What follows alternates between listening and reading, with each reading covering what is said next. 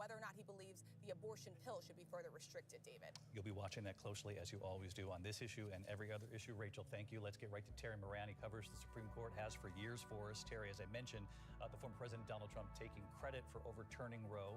It was a promise made and a promise kept by the former president. The question now, though, is how he dances through what we're now seeing, sort of the ripple effect of the overturning of Roe across the country. It's something that he'll likely have to answer to tonight on that stage. And as Rachel sort of alludes to, his advisors have tried to coach him on perhaps what we saw from the court today is a careful approach to how the country moves forward from here.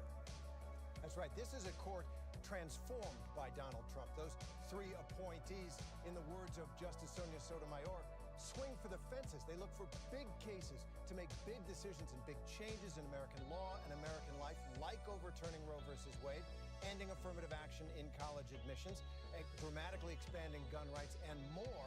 And there are potential political costs for Republicans in many areas because of those rulings. But there's no question that Donald Trump, if he were to be reelected, would have a chance to do even more, to get one, maybe two more appointments on the Supreme Court and transform that conservative supermajority swing for the fences into a MAGA majority on the Supreme Court.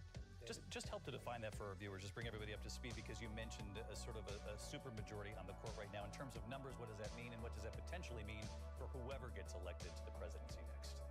Right now it's 6-3 conservatives. Two of the conservatives are somewhat older, Clarence Thomas and Samuel Alito. The others are in their 50s. They're going to be there for decades. And should Donald Trump get a chance, if he were reelected, to appoint another justice or two, you would have a Supreme Court that would be dominated by his appointees.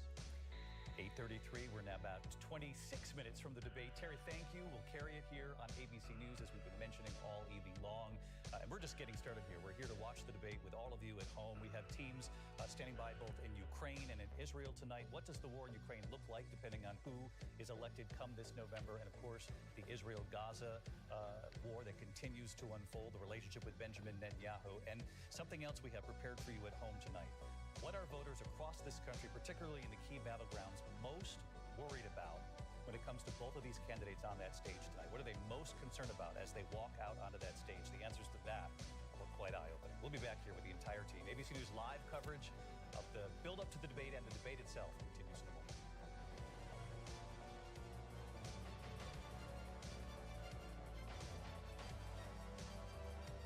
I'm so excited. I'm finally here in the city.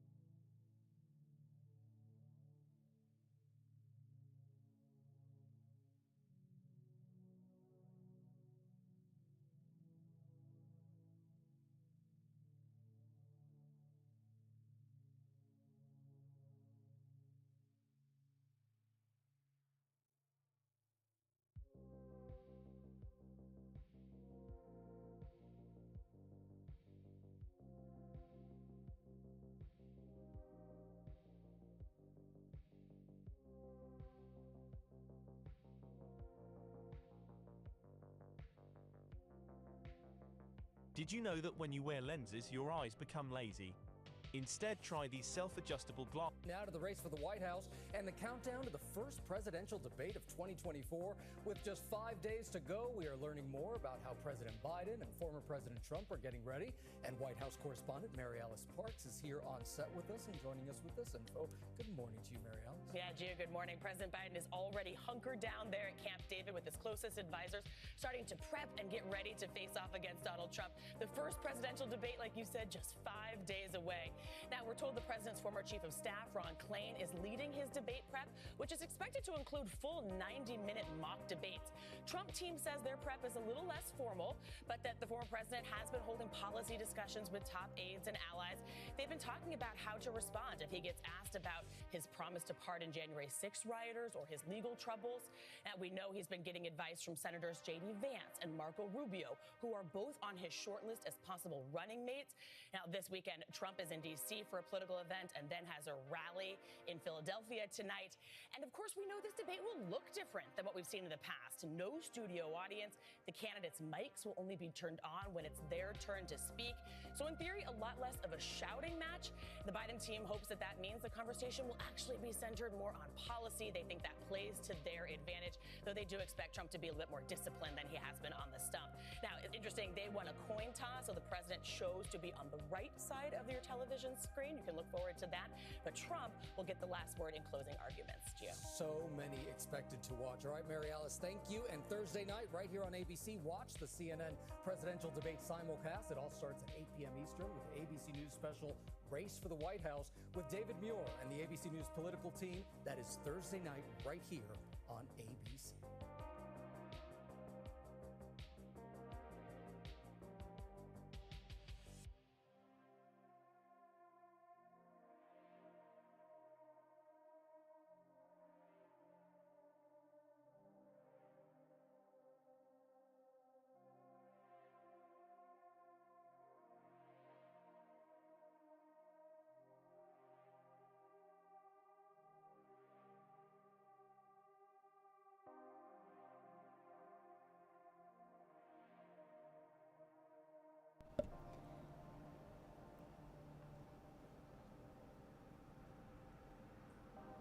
Good evening, all. I hope you're excited about tonight's festivities.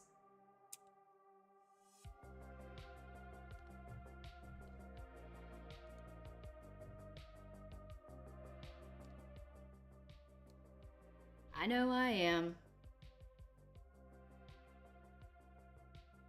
Holler in the chat so we all know you're here.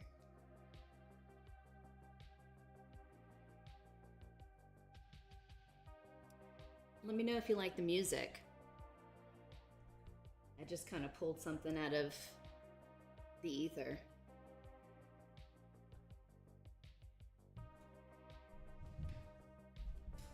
I hope everyone's doing well. This is my PSA to make sure you're staying hydrated during tonight's stream. I'm here with my water because it's important.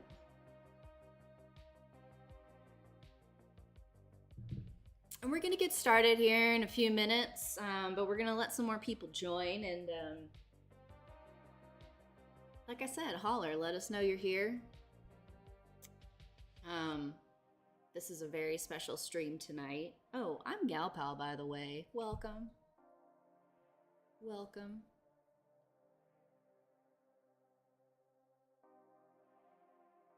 Happy to be here. Happy you're here. Wish it were under better circumstances, I really do.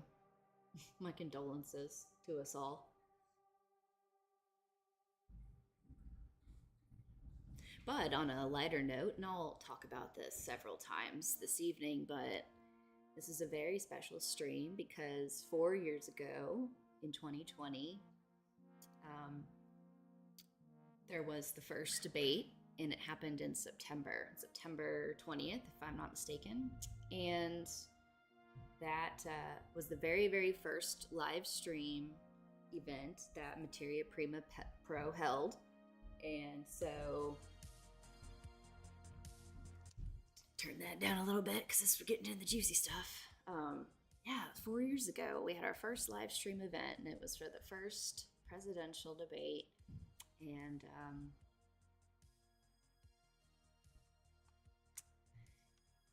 so this is a little like deja vu, considering we have the same candidates that we did 4 years ago. And this will be interesting because I'm in a new spot. I've moved since streaming, so I'm a little all over the place. Can you guys even hear the music? Because now I'm seeing that possibly music's not coming through. And that makes sense to me now, considering what I did. So bear with me if I've been talking about music and you guys have no idea what I'm talking about.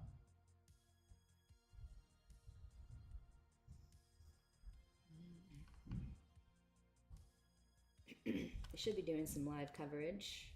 I mean, some good live coverage, because what I've been listening to is what's been out for like the last couple days, and it's nothing really new. I'm so excited. I'm finally here in the city. Nothing I haven't really heard before. So.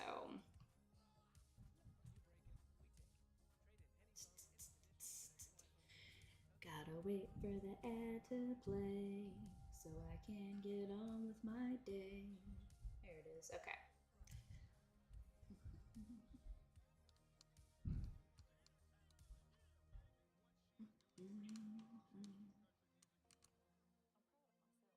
There we are. I mean, it's Lainey Wilson. Is that a country star?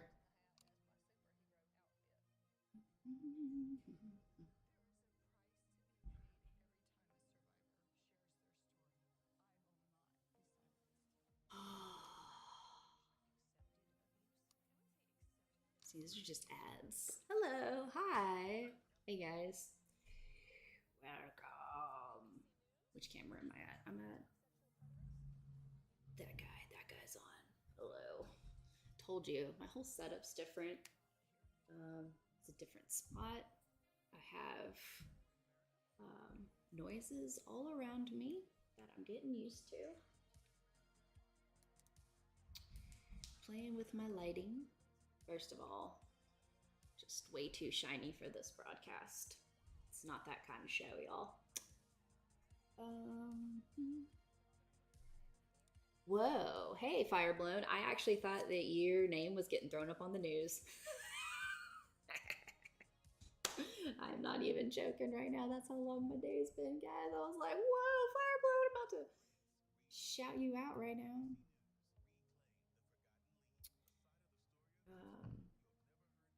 We're not missing anything. I am going to move the chat, though, so that you're not part of the news.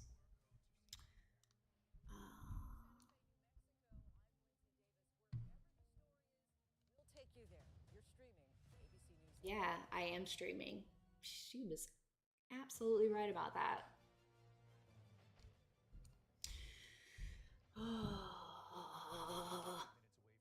We're about 15 minutes away, and this guy has a crispy face.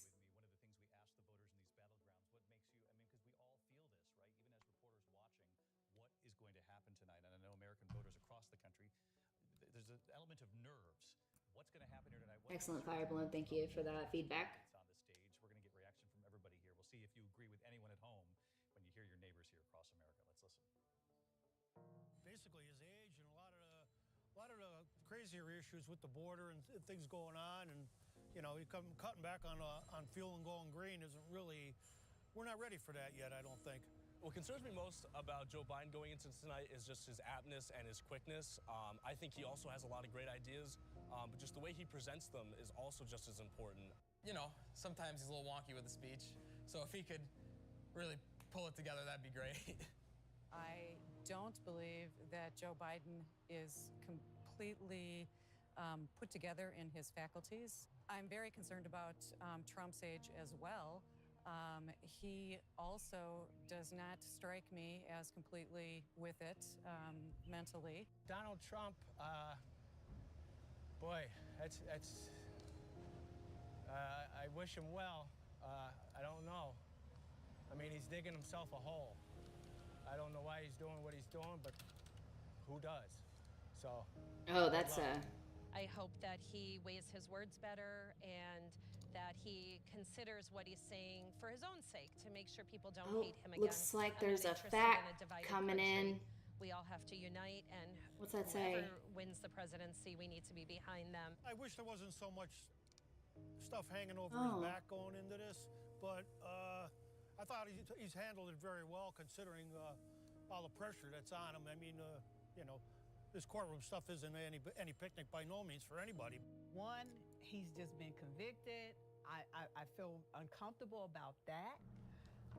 The other one, they're saying that he's too old. I feel uncomfortable about that. I feel like we should have someone new that's running. I think I'm most concerned about what he's going to say. I think Trump is kind of known for being a little hot-headed and having a lot to say, maybe not at the right time. I definitely am not interested in supporting much of what I've heard out of Donald Trump's mouth, but I'm not particularly excited about Joe Biden as the leader continuing forward. It'd be nice to hear something unifying. That would be really, really cool.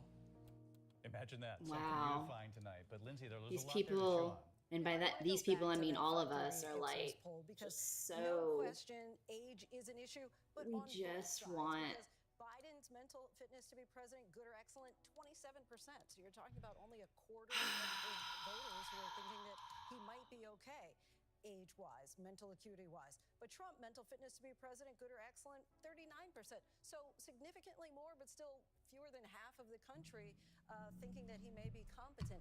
You know, what I think that's interesting about this debate is that typically debates are about image learning, right? You're trying to get a sense of the person and their character. But here you have a former and a current president. So people already think that they know what they're getting with regard to image.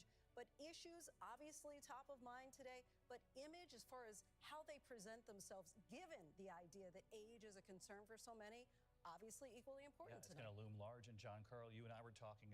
These men do not like each other tonight. I mean, the bitterness, the anger. I mean- Trump refers to the Biden crime family.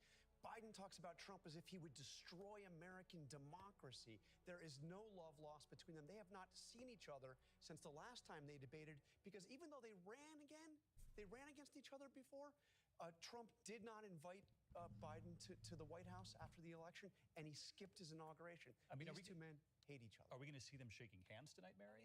That is one of the big questions. I mean, both campaigns are prepared for the fact that they may not even be able to give that traditional greeting on the stage. I mean, the last time they debated, Honestly, so it was a very that sort of unsportsmanlike behavior should absolutely be reprimanded. I'm sorry. If there's a decorum,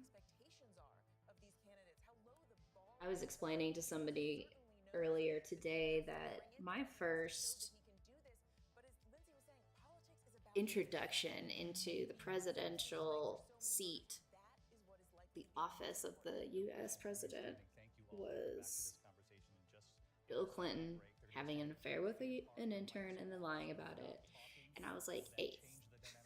And even at 8, I was like, that's ridiculous. That's a ridiculous thing. Like, there's a certain responsibility that comes with your position for like children and young people who don't have faith in our electoral process. What are they supposed to do when they see that shit? That makes them want to go vote, of course. See two fucking old ass men who should know better, who should set an example, but instead want to act like fucking babies. Pardon my French. I told Materia I was going to host this with the utmost respect and most unbiased view, and they just knew I was full of shit. Pardon my French, but y'all, we just want candidates that matter, care, do something other than bitch about, like, I'm sorry, are they just constantly out of touch? We're going to take a little break before we go back into all of this because we're about to get started here. I'm going to get some more water and take these ads off because nobody wants to deal with that. And I'm going to turn this music up just a tad, and y'all stay with me or go get your drink or popcorn and come right back because we'll be here. That's the wrong one.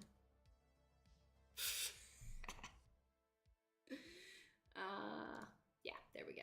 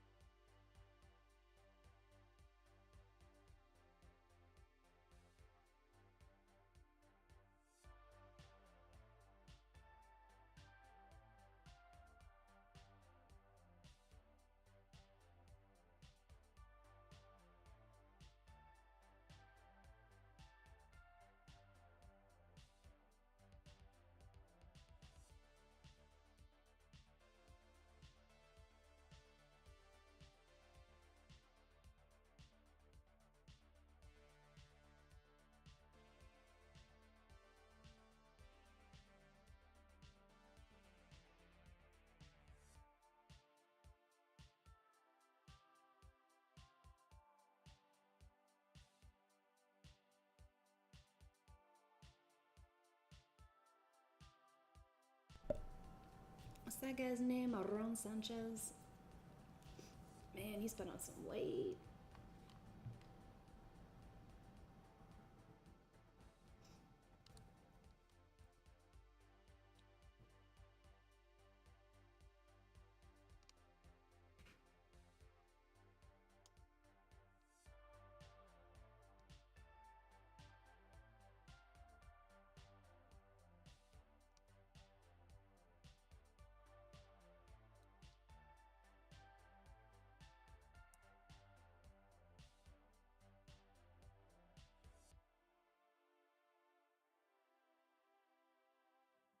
video won't stop playing the ads. Oh my gosh. It just keeps spinning. It just tells me that it'll play after the ads, but it won't. The ads just won't stop. They won't.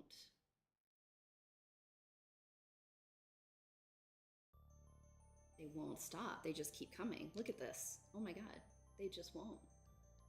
It just keeps going. It's the sound. It's got also some royalty-free music playing while they wait to start. Alright. I have ABC News. You know, it really doesn't matter what outlet it is. We're watching the moderators, who are, by the way, I wrote the names down. We got Jake Tapper. That's one of them. Jake Tapper. I feel like I wrote this on a separate sheet of paper, but we better get started here. What's going on? What is this? I guess maybe this is just starting. Okay, well, whatever. My music's better. I'm just gonna turn it off. And it's got 2 minutes, so we're gonna get started soon. Yeah, Jake Tapper, and then there's Dana. There's a Dana, sorry, my notes are a little all over the place. Oh man, is anyone else getting stressed that this isn't started? I feel like I should try some other... Nope, it's all waiting. Okay, yeah, Jake Tapper and Dana Bush. Dana Bash. But we don't really want CNN. I don't really want ABC either, but if anyone else has a preference, feel free to suggest that in the chat. We can see you on the screen. Oh, here we go. Oh, okay. The most watched newscast in America. We are going More to Americans get watch this World News Tonight music with David on. Muir than any other newscast. So we're about to get started here, y'all. Campaign trail in Erie, Pennsylvania. I'm Rachel Scott. We are in Atlanta, Georgia for this debate, y'all. ABC News Live. Just 2 minutes away here from the top of the hour, the presidential debate. We're a minute watched away. by Y'all are likely not good tens of millions timekeepers. in this country. John Carl, we're For going to the go right around the news. desk. We'll start with you. What are you going to be watching for? Biden has more to win and more to lose in this debate. Does he show I that agree. he has the energy and mental toughness to take on Donald Trump? And does Donald Trump show that he has the discipline to erase concerns about his chaos? Mary? Can the president walk this fine line of landing his punches, going on the attack, but also appearing to be a steady leader in the room? I'm told he's been practicing, rehearsing this. Trump's going to try and rattle him. Can he avoid getting dragged into the mud? 1,344 days since these two were last in the same place, same time. I just want to see their interaction, their energy, their attitude toward each other. Biden's going to be on the Also, right. they have to go beyond that low bar. That He got to everybody choose has his set for them. position. Just being chaotic or just answering the questions correctly. that means they have to that go beyond that and make people want to vote. Biden Right, got ABC to News coverage, we choose. bring I'm you the sorry, debate that means starting that right now. Trump. Biden won the coin toss. He got to choose President the Biden, position. He former chose the right President side of Trump. the TV screen. They both want your vote, and both Trump, want a that means he second gets term. to Right pick now, who gets to do the live, closing they arguments, finally the face order, each other and he in chose, front of a obviously, divided nation. not obviously, I just wanted he to make this chose, guy make my unsurprisingly, day, pal. to be the final word. Now, from ABC News World Headquarters, Here we go. David All Muir. right, are they going to shake hands? Good evening again, everyone. We are just seconds Do you away guys think from they'll bringing you shake this hands? presidential debate, this pivotal moment in Put in the chat if you think they're going to 2024 shake race for the hands. White House. President Biden and Donald Trump I'm about gonna to do it take too. the stage for tonight's first presidential debate in Atlanta. The first time a sitting president and a former president go head-to-head. I'm gonna say no handshake. Intensely preparing at Camp David. Donald Trump with policy sessions behind the scenes. We will But now see I how would their be- strategies pay I off. would Tonight's be debate happy is to hosted see by them just CNN do it and airing because right here on ABC. I know they don't want to. The presidential debate with President Biden, former President Trump, starts right now. All right, here we go. Nation's highest office. Each will make his case to the American people with just over 4 months until Election Day. Good evening, I'm Dana Bash, anchor of CNN's Inside Politics and co-anchor of State of the Union. I'm Jake Tapper, anchor of CNN's The Lead and co-anchor of State of the Union. Dana and I will co-moderate this evening. Our job is to facilitate a debate between the two candidates tonight. Before we introduce them, we want to share the rules of the debate with the audience at home. Former President Trump will be on the left side of the screen. President Biden will be appearing on the right. A coin toss determined their positions. Each candidate will have 2 minutes to answer a question and 1 minute each for responses and rebuttals. An additional minute for follow-up, clarification, or response is at the moderator's discretion. When it's time for a candidate to speak, his microphone will be turned on and his opponent's microphone will be turned off. Should a candidate interrupt when his microphone is muted, he will be difficult to understand for viewers at home. At the end of the debate, each candidate will get 2 minutes for closing statements. There is no studio audience tonight. Pre-written notes, props, or contact with campaign staff are not permitted during the debate. By accepting our invitation to debate, both candidates and their campaigns agreed to accept these rules. Now, please welcome the 46th President of the United States, Joe Biden.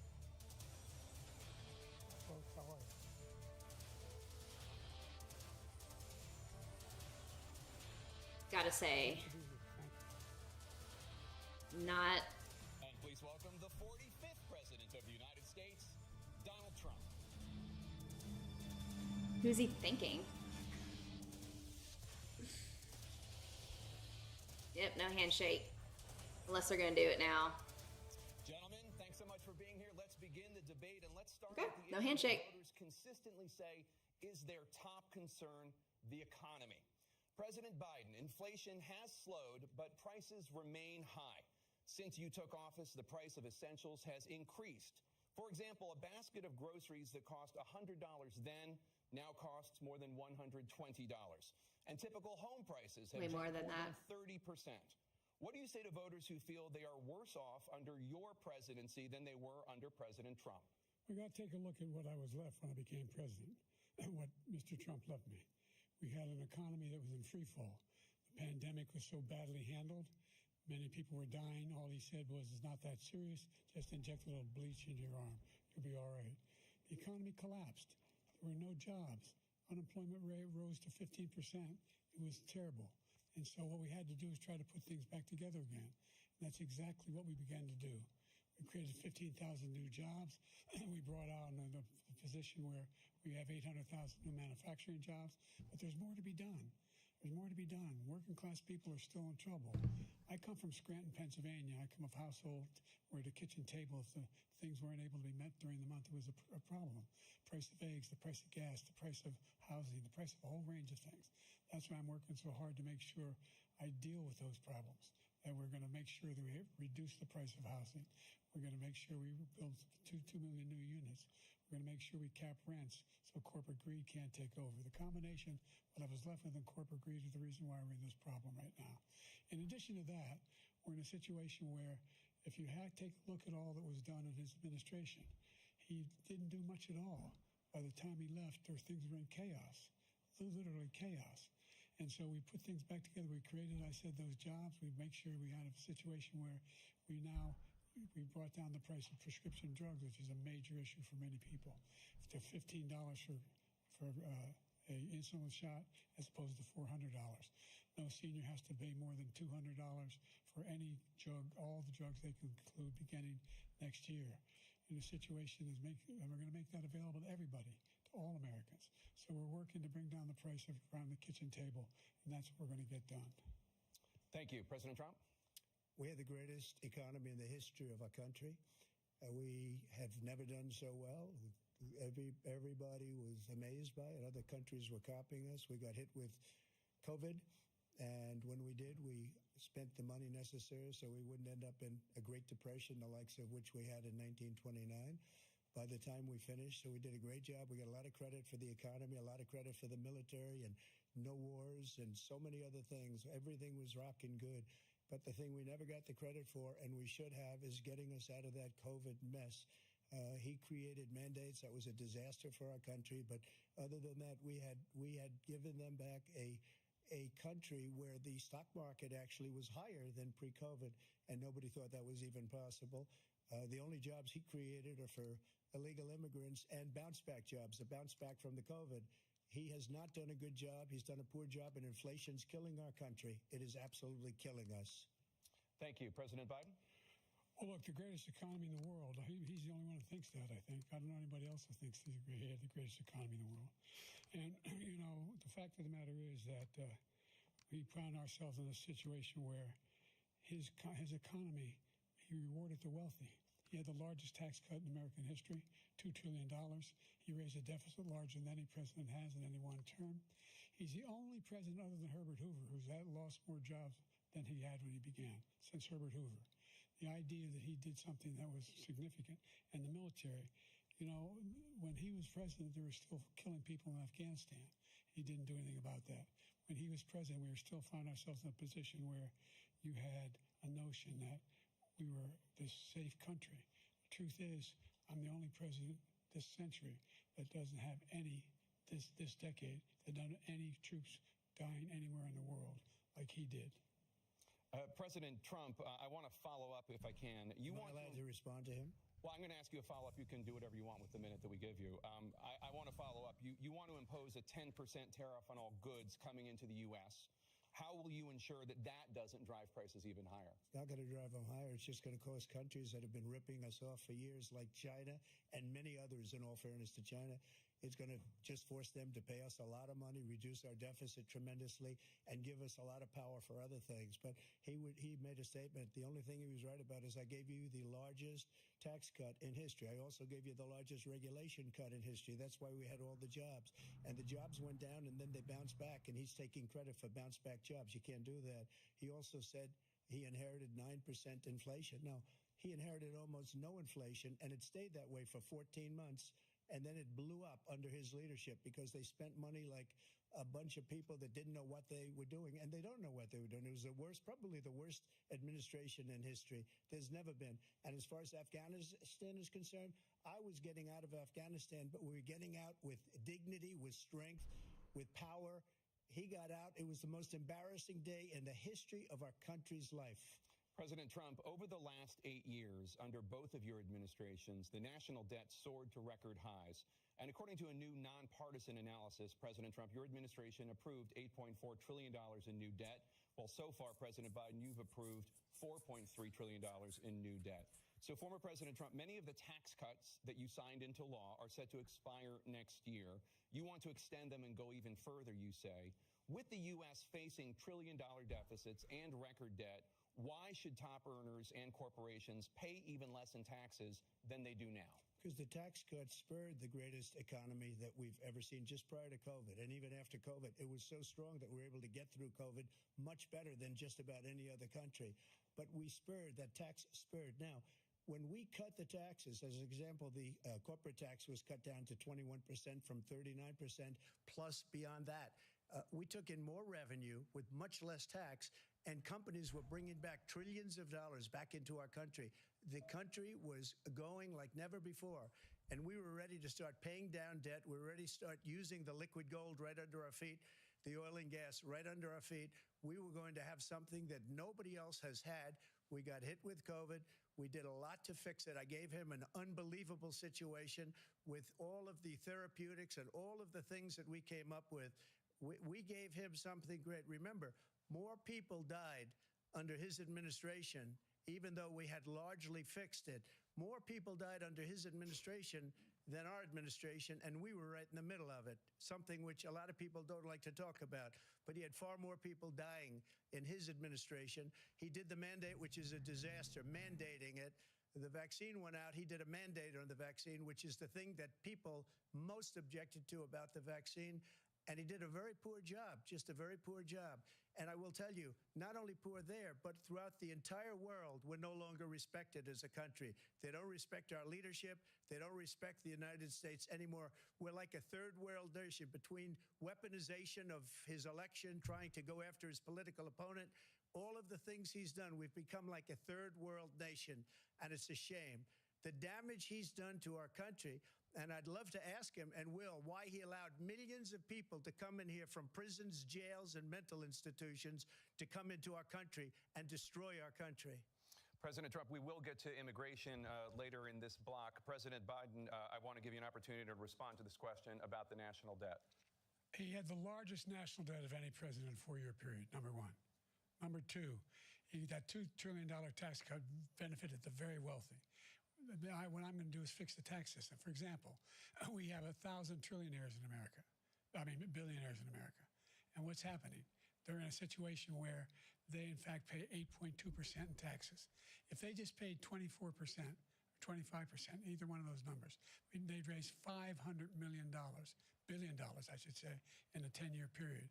We'd be able to wipe out his debt. We'd be able to help make sure that all those things we need to do, child care, elder care, making sure that we continue to strengthen our healthcare system, making sure that we're able to make every single solitary person eligible for what I've been able to do with the COVID, with dealing with everything we have to do with, look, if we finally beat Medicare. Thank you, President Biden. President Trump? Well, he's right. He did beat Medicare. He beat it to death, and he's destroying Medicare because all of these people are coming in. They're putting them on Medicare. They're putting them on Social Security. They're going to destroy Social Security. This man is going to single-handedly destroy Social Security. These millions and millions of people coming in, they're trying to put them on Social Security. He will wipe out Social Security. He will wipe out Medicare. So he was right in the way he finished that sentence. And it's a shame. What's happened to our country in the last 4 years is not to be believed. Foreign countries, I'm friends with a lot of people. They cannot believe what happened to the United States of America. We're no longer respected. They don't like us. We give them everything they want, and they think we're stupid. They think we're very stupid people. What we're doing for other countries, and they do nothing for us. What this man has done is absolutely criminal. Thank you, President Trump. Dana? This is the first presidential election since the Supreme Court overturned Roe v. Wade. This morning, the court ruled on yet another abortion case, temporarily allowing emergency abortions to continue in Idaho, despite that state's restrictive ban. Former President Trump, you take credit for the decision to overturn Roe v. Wade, which returned the issue of abortion to the states. Correct. However, the federal government still plays a role in whether or not women have access to abortion pills. They're used in about 2/3 of all abortions. As president, would you block abortion medication? First of all, the Supreme Court just approved the abortion pill, and I agree with their decision to have done that, and I will not block it. And if you look at this whole question that you're asking, complex but not really complex. 51 years ago, you had Roe v. Wade, and everybody wanted to get it back to the states. Everybody, without exception. Democrats, Republicans, liberals, conservatives. Everybody wanted it back. Religious leaders. And what I did is I put 3 great Supreme Court justices on the court, and they happened to vote in favor of killing Roe v. Wade and moving it back to the states. This is something that everybody wanted. Now, 10 years ago or so, they started talking about how many weeks and how many this, getting into other things. But every legal scholar throughout the world, the most respected, wanted it brought back to the states. I did that. Now the states are working it out. If you look at Ohio, it was a decision that was an end result that was a little bit more liberal than you would have thought. Kansas, I would say the same thing. Texas is different. Florida is different. But they're all making their own decisions right now. And right now, the states control it. That's the vote of the people. Like Ronald Reagan, I believe in the exceptions. I am a person that believes. And frankly, I think it's important to believe in the exceptions. Some people, you have to follow your heart. Some people don't believe in that. But I believe in the exceptions for rape, incest, and the life of the mother. I think it's very important. Some people don't. Follow your heart. But you have to get elected also. And because that has to do with other things. You got to get elected. The problem they have is they're radical because they will take the life of a child in the 8th month, the 9th month, and even after birth. After birth, if you look at the former governor of Virginia, he was willing to do this. He said, we'll put the baby aside and we'll determine what we do with the baby, meaning we'll kill the baby. What happened is we brought it back to the states, and the country is now coming together on this issue. It's been a great thing. Thank you. President Biden? It's been a terrible thing, what you've done. The fact is that the vast majority of constitutional scholars supported Roe when it was decided. Supported Roe. And that's this idea that they're all against it is just ridiculous. And this is the guy who says the state should be able to have it. We're in a state where in 6 weeks, You don't even know whether you're pregnant or not, but you cannot see a doctor, and have him decide on what your circumstances are, whether you need help. The idea that states are able to do this is a little like saying we're going to turn civil rights back to the states. Let each state have a different rule. Look, there's so many young women who have been, including a young woman who just was murdered, and he went to the funeral. The idea that she was murdered by an immigrant coming in. They talk about that, but here's the deal: there's a lot of young women are being raped by their in-laws, by their spouses, brothers and sisters, it's just ridiculous, and they can do nothing about it. And they try to arrest them when they cross state lines. Thank you. There have been many young women murdered by the same people he allows to come across our border. We have a border that's the most dangerous place anywhere in the world, considered the most dangerous place anywhere in the world. And he opened it up, and these killers are coming into our country, and they are raping and killing women. And it's a terrible thing. As far as the abortion is concerned, it is now back with the states. The states are voting. In many cases, it's frankly a very liberal decision. In many cases, it's the opposite. But they're voting, and it's bringing it back to the vote of the people, which is what everybody wanted, including the founders, if they knew about this issue, which frankly they didn't. But they would have, everybody wanted brought back. Ronald Reagan wanted it brought back. He wasn't able to get it. Everybody wanted it brought back, and many presidents had tried to get it back. I was the one to do it. And again, this gives it the vote of the people, and that's where they wanted it. Every legal scholar wanted it that way. Staying on the topic of abortion, President Biden, 7 states, I'll let you do that. This is the same topic. 7 states have no legal restrictions on how far into a pregnancy a woman can obtain an abortion.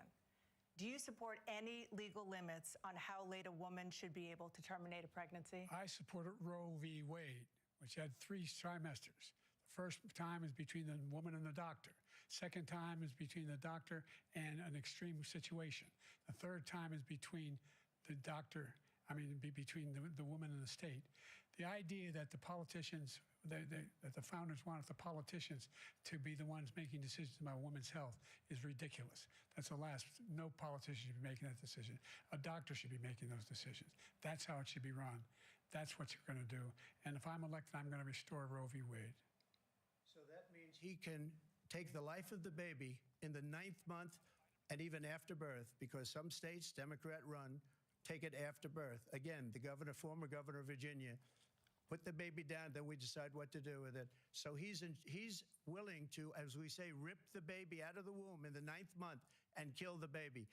Nobody wants that to happen, Democrat or Republican. Nobody wants it to happen.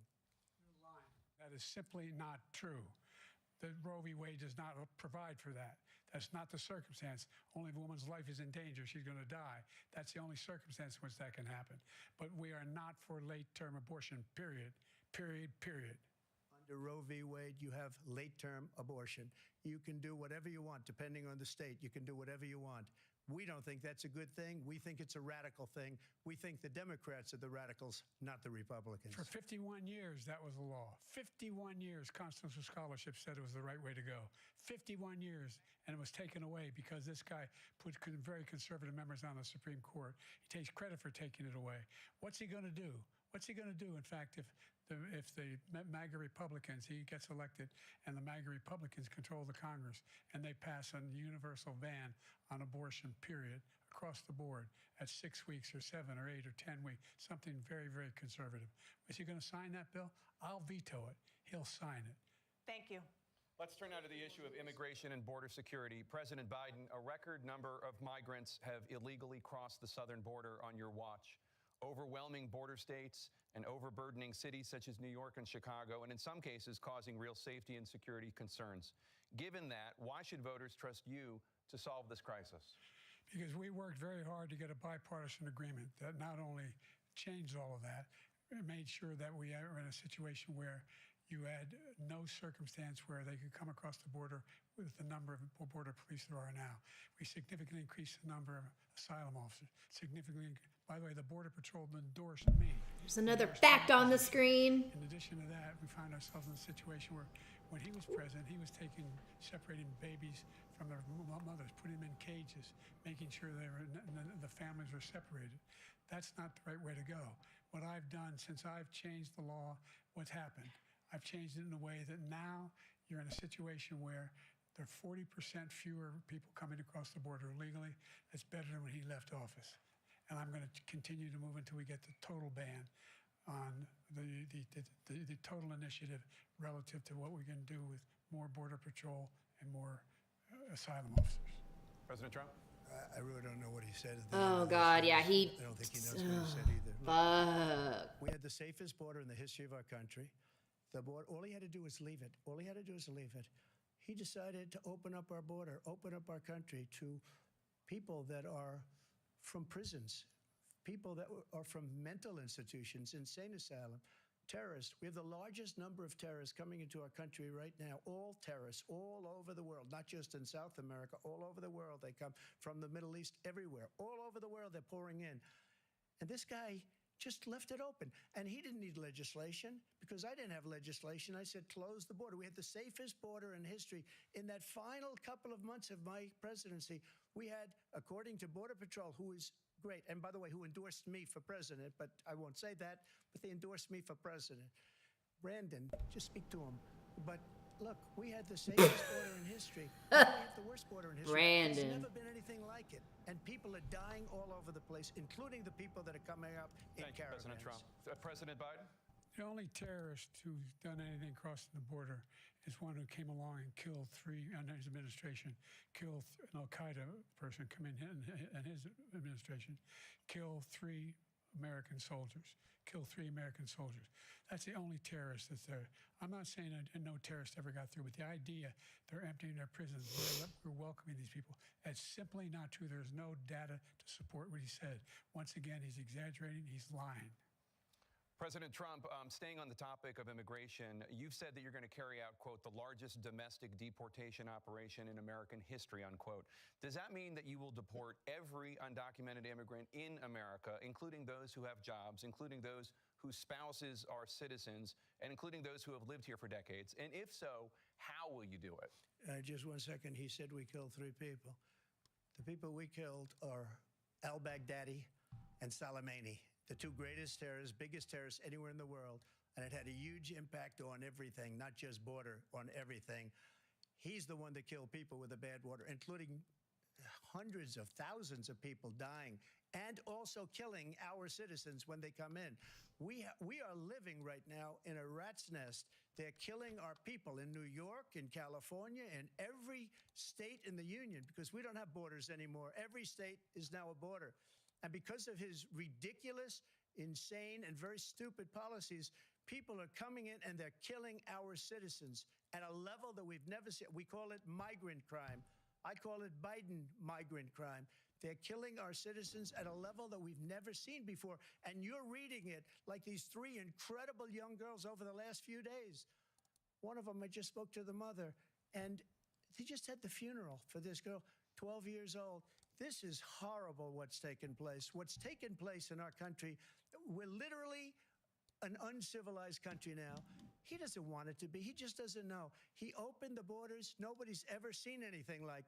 And we have to get a lot of these people out, and we have to get them out fast because they're going to destroy our country. Just take a look at where they're living. They're living in luxury hotels in New York City and other places. Our veterans are on the street. They're dying because he doesn't care about our veterans. He doesn't care. He doesn't like the military at all. And he doesn't care about our veterans. Nobody been worse. I had the highest approval rating for veterans taking care of the VA. He has the worst. He's gotten rid of all the things that I approved. Choice that I got through Congress, all of the different things I approved, they abandoned. We had by far the highest, and now it's down in less than half because he's done all these great things that we did. And I think he did it just because I approved it, which is crazy. But he has killed so many people at our border by allowing all of these people to come in. And it's a very sad day in America. President Biden, you have the mic. Every single thing he said is a lie. Every single one. For example, veterans are a hell of a lot better off since I passed the PACT Act. 1 million of them now have insurance, and their families have it.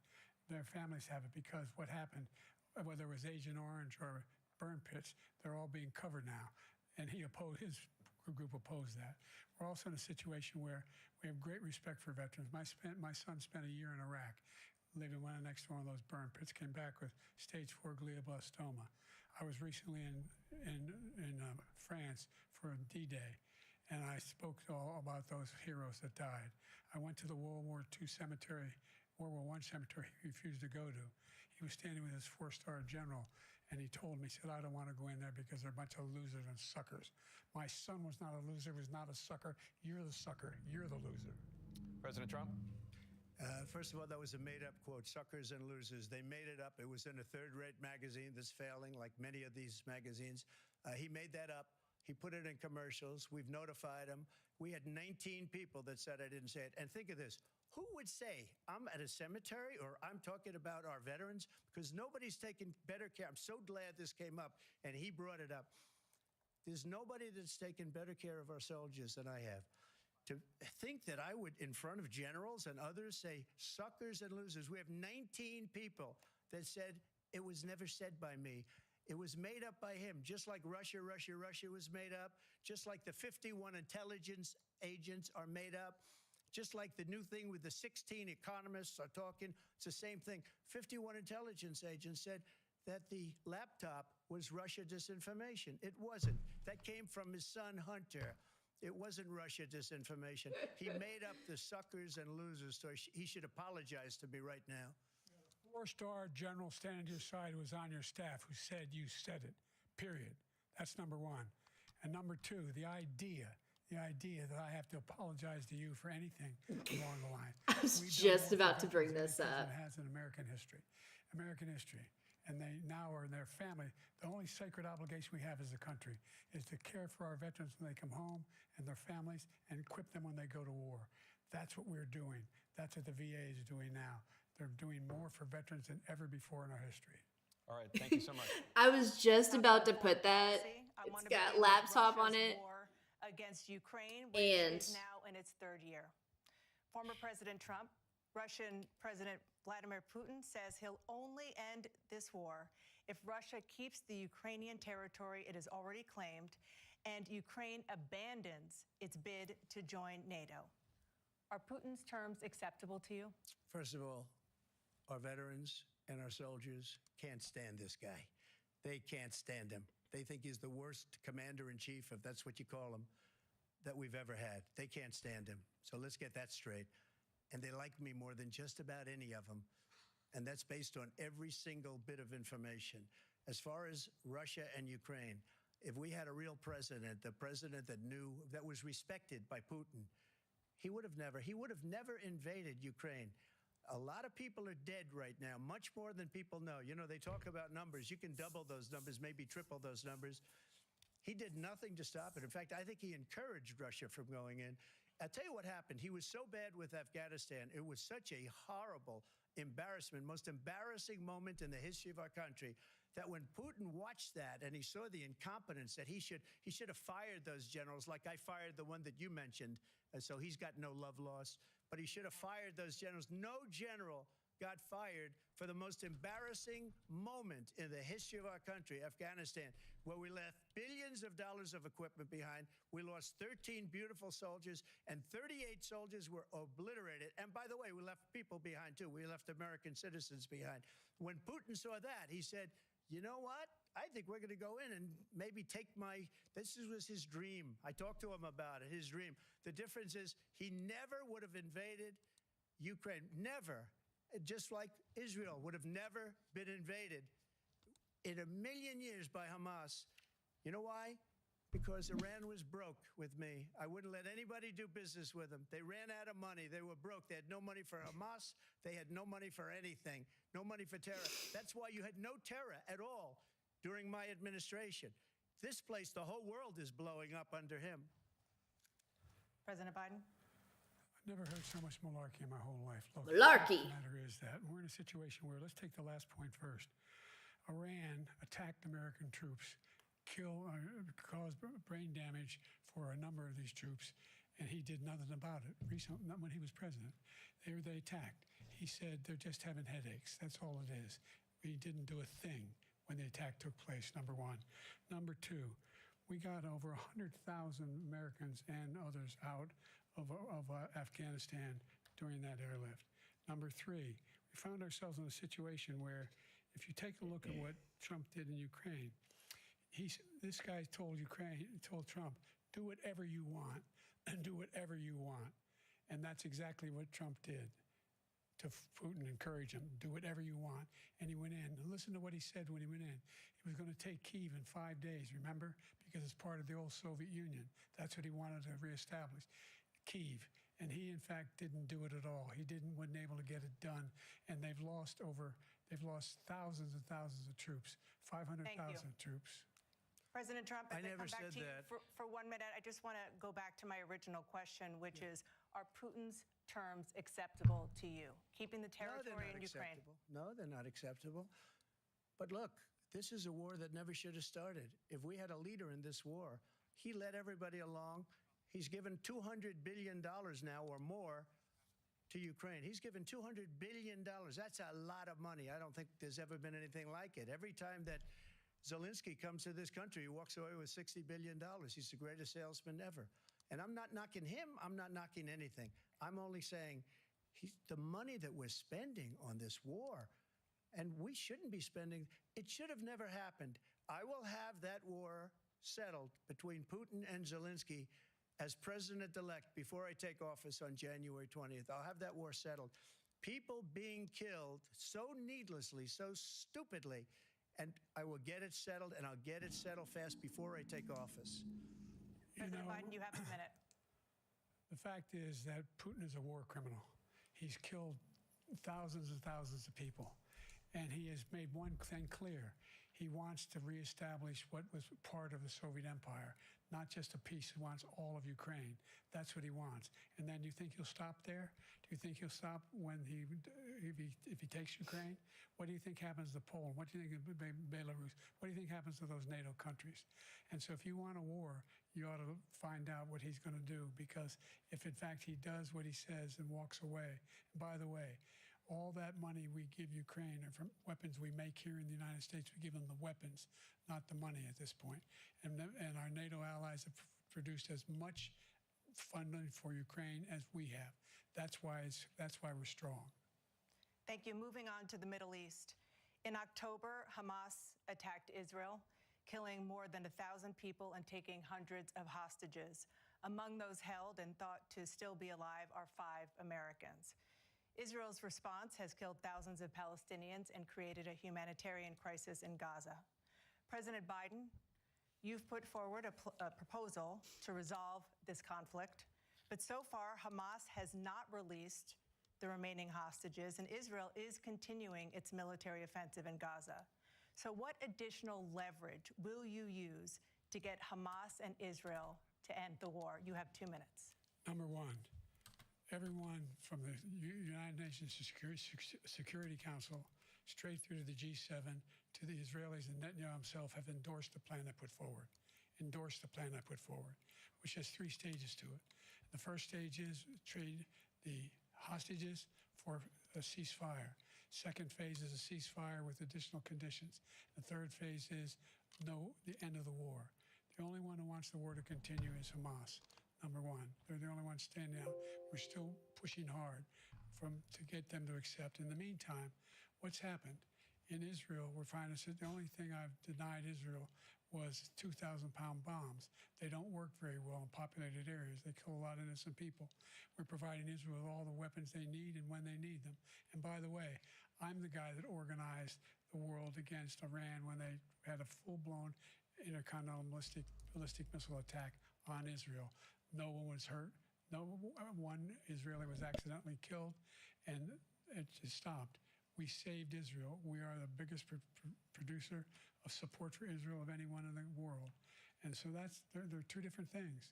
Hamas cannot be allowed to be continued. We continue to send our experts and our intelligence people as to how they can get Hamas like we did bin Laden. You don't have to do it. And by the way, they've been greatly weakened, Hamas, greatly weakened, and they should be. They should be eliminated. But you've got to be careful for using certain weapons among population centers. Just going back to Ukraine for 1 second. We have an ocean separating us. The European nations together have spent 100. Isn't that billion ocean or like more than that, 8 less than miles us. from Canada or Why doesn't he Alaska? call them and say you got to put up your money like I did with NATO? I got them to put up hundreds of billions of dollars. The Secretary General of NATO said Trump did the most incredible job I've ever seen. They wouldn't have any. They were going out of business. We were spending almost 100% of the money was paid by us. He didn't do that. He's getting all. You got to ask these people to put up the money. We're over $100 billion more spent, and it has a bigger impact on them because of location, because we have an ocean in between. You got to ask them. As far as Israel and Hamas, Israel's the one that wants to go. He said the only one who wants to keep going is Hamas. Actually, Israel is the one, and you should let him go and let him finish the job. He doesn't want to do it. He's become like a Palestinian, but they don't like him because he's a very bad Palestinian. He's a weak one. President Biden, you have a minute. I've never heard so much foolishness. This is a guy who wants to get out of NATO. Are you going to stay in NATO? He's going to pull out of NATO. The idea that we have our strength lies in our alliances as well. It may be a big ocean, but are we ever able to avoid a war in Europe, a major war in Europe? What happens if, in fact, you have Putin continue to go into NATO? We have an Article 5 agreement. Attack on one is attack on all. You want to start the nuclear war he keeps talking about, go ahead. Let Putin go in and control Ukraine and then move on to Poland and other places. You see what happens then. He has no idea what the hell he's talking about.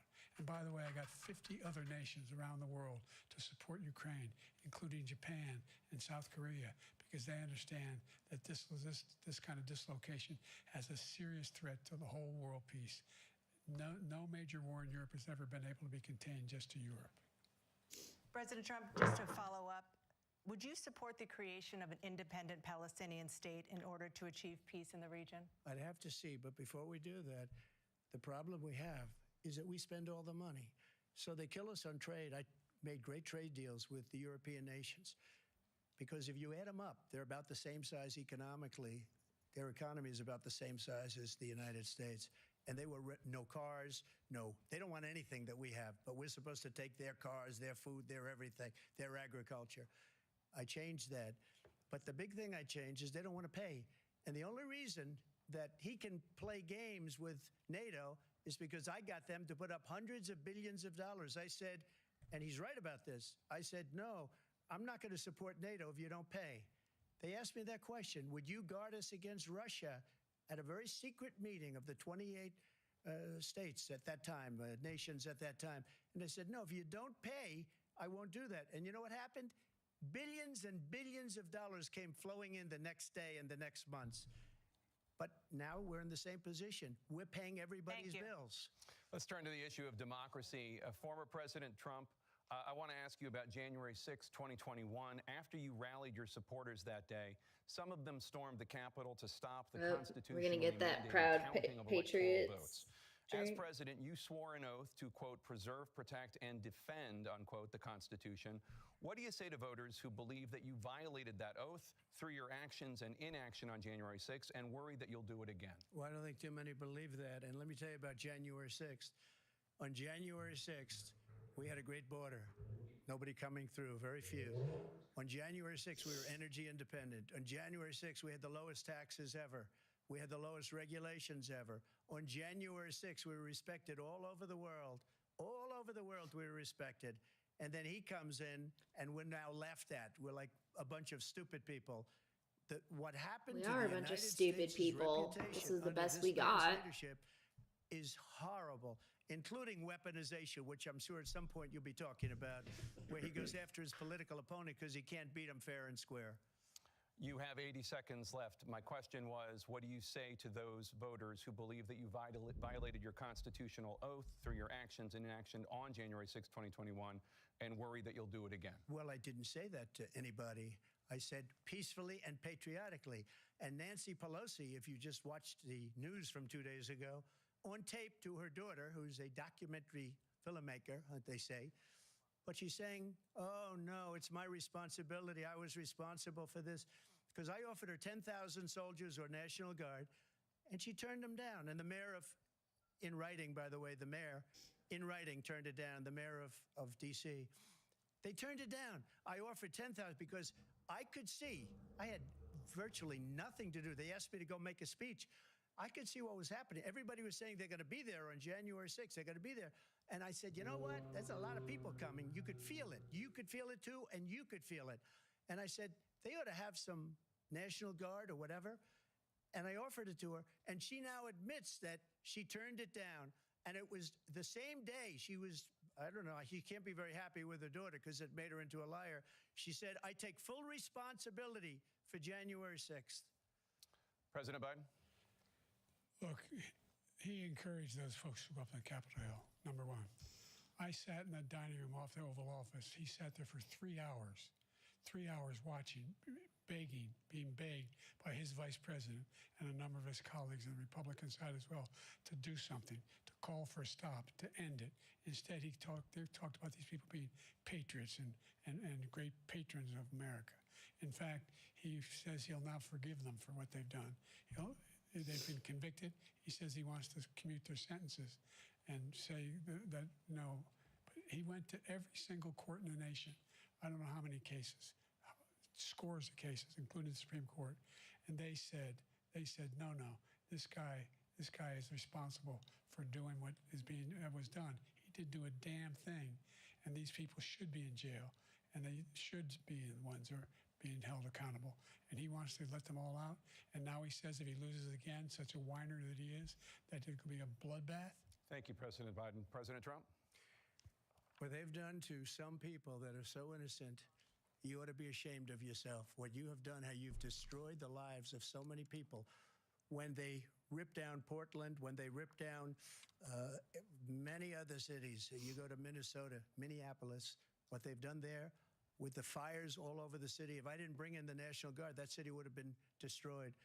When you look at all of they took over big chunks of Seattle. I was all set to bring in the National Guard. They heard that. They saw them coming, and they left immediately. What he said about this whole subject is so off. Peacefully patriotic. One other thing. The Unselect Committee, which is basically two horrible Republicans that are all gone now, out of office, and Democrats, all Democrats, they destroyed and deleted all of the information they found because they found out we were right. We were right. And they deleted and destroyed all of the information. They should go to jail for that. If a Republican did that, they'd go to jail. Thank you, President Trump. President Biden, I want to give you a minute. The only person on this stage is a convicted felon is the man I'm looking at right now. And the fact of the matter is, what he's telling you is simply not true. The fact is that there was no effort on his part to stop what was going on up in Capitol Hill. And all those people, every one of those who were convicted, deserves to be convicted. The idea that they didn't kill somebody, just went in and broke down doors, broke the windows, occupied offices, turned over desks, turned them over statues. The idea that those people are patriots? Come on. When I asked him the first two debates we had, first time around, I said, will you denounce the Proud Boys? He said, no, I'll tell them to stand by. The idea he's refusing, will you denounce these guys? Will you denounce the people we're talking about now? Will you denounce the people who attacked that Capitol? What are you going to do? I'm going to give you a minute, President Trump, for a follow-up question I have. After a jury convicted you of 34 felonies last month, you said if reelected, you would, quote, have every right to go after, unquote, your political opponents. You just talked about members of the Select Committee on January 6th going to jail. And your main political opponent is standing on stage with you tonight. Can you clarify exactly what it means about you feeling you have every right to go after your political opponents? Well, I said my retribution is going to be success. We're going to make this country successful again, because right now it's a failing nation. My retribution is going to be success. But when he talks about a convicted felon, his son is a convicted felon at a very high level. His son is convicted, going to be convicted probably numerous other times. Should have been convicted before, but his Justice Department let the statute of limitations lapse on the most important things. But he could be a convicted felon as soon as he gets out of office. Joe could be a convicted felon with all of the things that he's done. He's done horrible things. All of the death caused at the border, telling the Ukrainian people that we're going to want $1 billion or you change the prosecutor. Otherwise, you're not getting $1 billion. If I ever said that, that's quid pro quo. That we're not going to do anything. We're not going to give you $1 billion unless you change your prosecutor having to do with the son. This man is a criminal. This man, you're lucky. You're lucky. I did nothing wrong. We'd have a system that was rigged and disgusting. I did nothing wrong. Thank you, President Trump. President Biden, you have said, I'm coming right to you, sir. You want to respond? Go ahead. I'll give you a minute to respond. The idea that I did anything wrong relative to what you're talking about is outrageous. It's simply a lie, number one. Number two, the idea that you have a right to seek retribution against any American just because you're president is wrong. It's simply wrong. No president's ever spoken like that before. No president in our history has spoken like that before. Number three, the crimes that you are still charged with, and think of all the civil penalties you have. How many billions of dollars do you owe in civil penalties for molesting a woman in public, for doing a whole range of things, of having sex with a porn star on the night while your wife was pregnant? I mean, what are you talking about? You have the morals of an alley cat. The morals I didn't have sex with of a an porn star. alley cat? Number two, that was a case that was started and moved. They moved a high-ranking official at DOJ into the Manhattan DA's office to start that case. That case is going to be appealed and won. We had a very terrible judge, a horrible judge, Democrat. The prosecutor were all high-ranking Democrats, appointed people, and both the civil and the criminal. He basically went after his political opponent because he thought it was going to damage me. But when the public found out about these cases, because they understand it better than he does, he has no idea what these cases are. But when they found out about these cases, you know what they did? My poll numbers went up, way up. You know that because you're reporting it. And we took in more money in the last 2 weeks than we've ever taken in the history of any campaign. I don't think any campaign has ever taken. Hundreds of millions of dollars came pouring in because the public knows it's a scam, and it's a guy that's after his political opponent because he can't win fair and square. Thank you, President Trump. President Biden, you have said, quote, Donald Trump and his MAGA Republicans are determined to destroy American democracy. Do you believe that the tens of millions of Americans who are likely to vote for President Trump will be voting against American democracy? The more they know about what he's done, yes. The more they know about what he's done. And there's a lot more coming. He's got a lot of cases down the road coming around. He's got a whole range of issues he has to face. I don't know what the juries will do, but I do know he has a real problem. And so the fact that, could you ever think you heard any president say that I'm going to seek retribution? Do you ever hear any president say that I thought Hitler had some good ideas? What got me involved to run in the first place after my son had died, I decided in Iraq, because of Iraq, I said I wasn't going to run again until I saw what happened in Charlottesville, Virginia. People coming out of the woods carrying swastikas on torches, and singing the same anti-Semitic bile they sang back in Germany. And the young woman got killed. I spoke to the mother, and they asked him. They said, "What do you think of those people? The ones who got killed, the one who tried to stop it, and the ones," he said, "I think they're fine people on both sides." What American president would ever say Nazis coming out of fields carrying torches, singing the same anti-Semitic bile, carrying swastikas were fine people? And this is a guy who says Hitler's done some good things. I'd like to know what they are. The good things Hitler's done, that's what he said. This guy has no sense of American democracy. President Trump. Jake, both of you know that story has been totally wiped out because when you see the sentence, it said 100% exoneration on that. So he just keeps it going. He says he ran because of Charlottesville. He didn't run because of Charlottesville. He ran because it was his last chance. He's not equipped to be president. You know it, and I know it. It's ridiculous. We have a debate. We're trying to justify his presidency. His presidency is, without question, the worst presidency in the history of our country. We shouldn't be having a debate about it. There's nothing to debate. He made up the Charlottesville story, and you'll see it's debunked all over the place. Every reasonable anchor has debunked it. And just the other day, it came out where it was fully debunked. It's a nonsense story. He knows that, and he didn't run because of Charlottesville. He used that as an excuse to run. President Biden. And debunked. It happened. All you have to do is listen to what was said at the time. And the idea that somehow that's the only reason I ran because I was worried a guy like this guy could get elected. If he thought they were good people coming out of that forest, carrying those woods, carrying those torches, then he didn't deserve to be president. Didn't deserve to be president at all. And the idea that he's talking about all this being fabricated. We saw with our own eyes. We saw what happened on January 6th. We saw the people breaking through the windows. We saw people occupying his own vice president. Look, there's a reason why 40 of his 44 top cabinet officers refused to endorse him this time. His vice president hasn't endorsed him this time. So why? Why? They know him well. They serve with him. Why are they not endorsing him? Thank you, President Biden. We're going to be right back with more from the CNN presidential debate.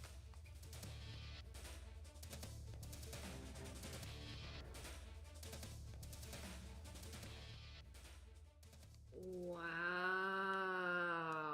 So, what is everyone's thoughts on how this started?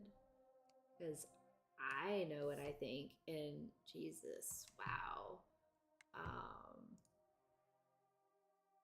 I can't believe it.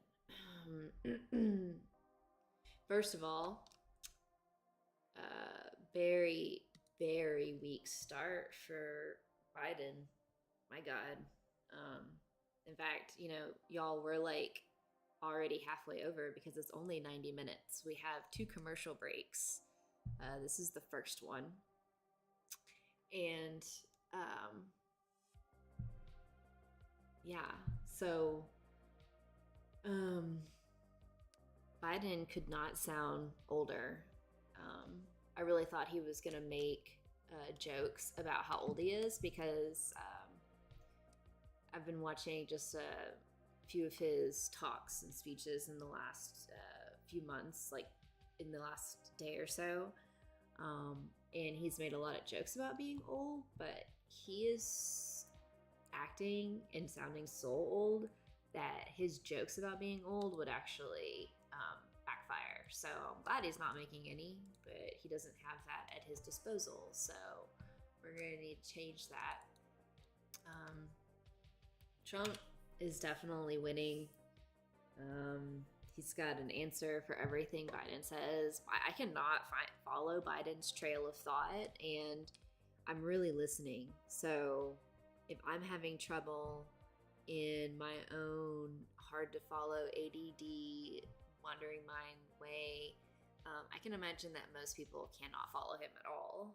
So yikes.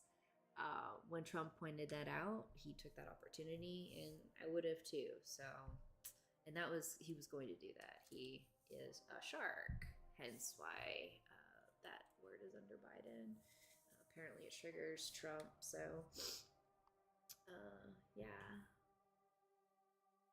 But the way that Biden is looking at at Trump when he talks and his mouth is like gaping, it's like, dude, you look like you're trying not to fall over right now. Like it's kind of sad.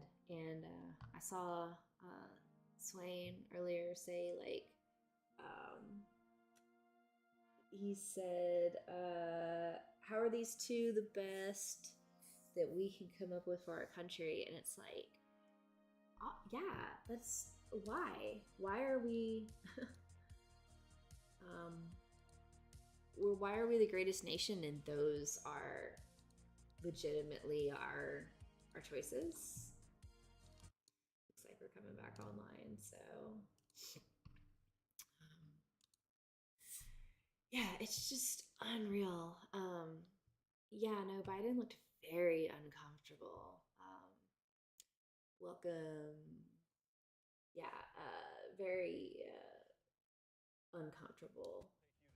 He's got these just very old man eyes where like the cataracts and they're glistening and they're like way set back in his hollowed out eye sockets. And let's talk about persistent challenges you both faced. Turn this up so you guys can hear it. And you'd certainly face again in a second term. Let me make sure that, tell me if the levels are good. Black unemployment dropped to a record low under your presidency, Black families still earn far less than white families. Black mothers are still 3 times more likely to die from pregnancy-related causes, and Black Americans are imprisoned at 5 times the rate of white Americans. What do you say to Black voters who are disappointed that you haven't made more progress? They acknowledge they made a lot of progress, number one. The fact of the matter is there's more small Black businesses that have been started than any time in history. Number two, the wages of black unemployment is the lowest level it's been in a long, long time. Number three, we're providing housing for black Americans and dealing with the segregation that exists among these corporations that collude to keep people out of their houses. And in addition to that, we find that the impact on the choice that black families have to make relative to child care is incredibly difficult. When we did the first major piece of legislation in the past, I was able to reduce black child care costs. I cut them in half. We got to make sure we provide for child care costs. We got to make sure, because when you provide those child care protections, you increase economic growth because more people can be in the job market. So there's more to be done, considerably more to be done. But we've done a great deal so far, and I'm not letting up, and they know it. You have 49 seconds left. What do you say to black voters who are disappointed with the progress so far? I say I don't blame them for being disappointed. Inflation is still hurting them badly. For example, I provided for the idea that any black family, first-time home buyer, should get a $10,000 tax credit to be able to buy their first home so they can get started. I made sure that we're in a situation where all those black families and those black individuals who had to take out student loans that were ballooning, that if they were engaged in nursing, anything having to do with volunteerism, if they paid their bills for 10 years on their student debt, all the rest is forgiven after 10 years. Millions have benefited from that. And we're going to do a whole lot more for black families. Thank you, President Trump. And he caused the inflation. He's blaming inflation, and he's right, it's been very bad. He caused the inflation, and it's killing black families and Hispanic families and just about everybody. It's killing people. They can't buy groceries anymore. They can't.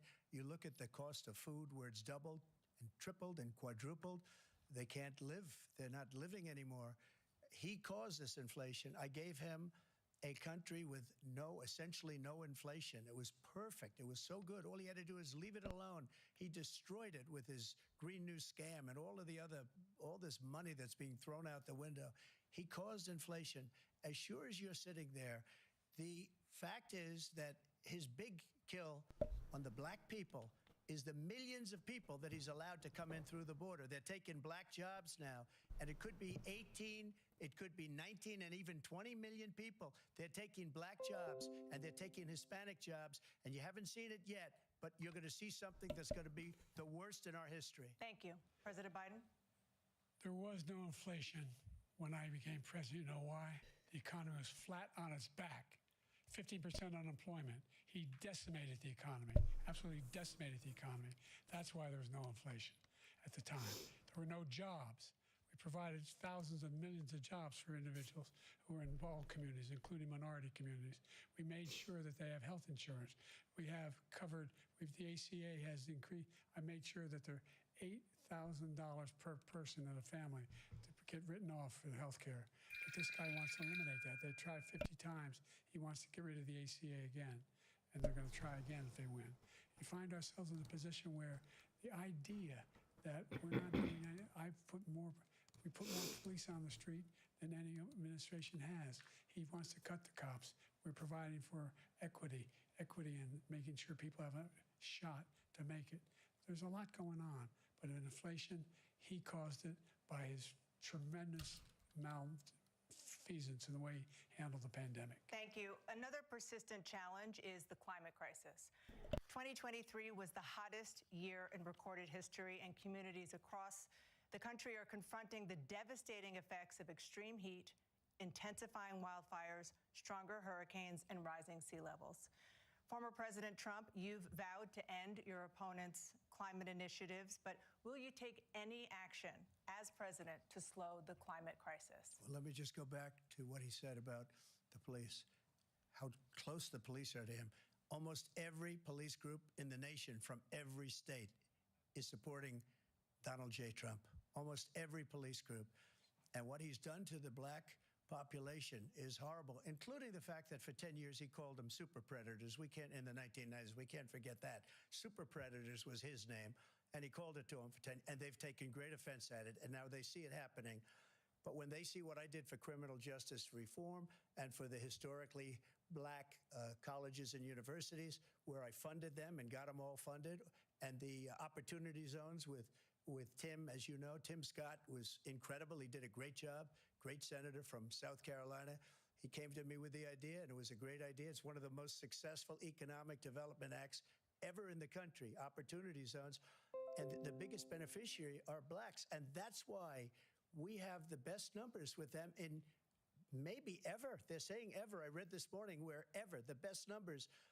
He's lost much of the black population because he's done a horrible job for black people. He's also done a horrible job for Hispanics. But wait till you see these millions of people pouring into our country, and they're going to take the jobs. And it's already started, and you haven't seen anything yet. It's a disaster. You've 38 seconds left. President Trump, will you take any action as president to slow the climate crisis? So I want absolutely immaculate clean water, and I want absolutely clean air, and we had it. We had H2O. We had the best numbers ever, and we were using all forms of energy, all forms, everything. And yet, during my 4 years, I had the best environmental numbers ever. And my top environmental people gave me that statistic just before I walked on the stage, actually. I don't know where the hell he's been. The idea that anything he said is true. I've passed the most extensive climate change legislation in history. We find ourselves, and by the way, black colleges. I came up with $15 billion for HBCUs, historic black universities and colleges, because they don't have the kind of contributors that they have to build these laboratories and the like. Any black student is capable in college of doing any white student can do. They just have the money, but now they'll be able to get those jobs in high tech. We're in a situation where the idea that he is claiming to have done something that had the cleanest water, he hadn't done a damn thing for the environment. He pulled out of the Paris Peace Accord, Climate Accord. I immediately joined it because if we reach 1.5 degrees Celsius at any one point, there's no way back. The only existential threat to humanity is climate change, and he didn't do a damn thing about it. He wants to undo all that I've done. The Paris Accord was going to cost us $1 trillion. Yeah, he does not give a shit China, about nothing, and Russia nothing, and India nothing. The environment. It was a ripoff of the United States. And I ended it because I didn't want to waste that money because they treat us horribly. We were the only ones. It was costing us money. Nobody else was paying into it. And it was a disaster. But everything that he said just now, I'll give you an example. I heard him say before insulin. I'm the one that got the insulin down for the seniors. I took care of the seniors. What he's doing is destroying all of our medical programs because the migrants coming in, they want everybody. And look, I have the biggest heart on the stage. I guarantee you that. And I want to take care of people. But we're destroying our country. They're taking over our schools, our hospitals, and they're going to be taking over Social Security. He is destroying Social Security, Medicare, and Medicaid. The idea is that we, in fact, we were the only ones of consequence who were not members of the Paris Accord. How can we do anything? We're not able to, the United States can't get its under control. One of the largest polluters in the world, number one. We're making significant progress. By 2035, we will have cut pollution in half. We have made significant progress, and we're continuing to make progress. We set up a climate corps for thousands of young people who learn how to deal with it, just like the Peace Corps. And we're moving in directions that are going to significantly change the elements of cause of pollution. But the idea that he claims that he has the biggest heart up here and he's really concerned about pollution and about climate, I've not seen any indication of that. And by the way, with regard to prescription drugs, one company agreed that they would reduce the price to $35, which I was calling for, one, voluntarily. I made sure every company in the world, every pharmaceutical company, cannot have to pay. Thank you. And by the way, so every day, millions of Americans struggle just to make ends meet. For many older Americans, Social Security provides a critical lifeline. President Biden, if nothing is done to Social Security, seniors will see their benefits cut in just over 10 years. will you name tonight one specific step that you're willing to take to keep Social Security solvent? Yes, make the very wealthy begin to pay their fair share. Right now, everybody making under $170,000 pays 6% of their income, of their paycheck, every single time they get a paycheck from the time the first one they get when they're 18 years old. The idea that they're going to, I'm proposing that everybody, the millionaires pay 1%. So no one I would not raise the cost of Social Security for anybody under $400,000.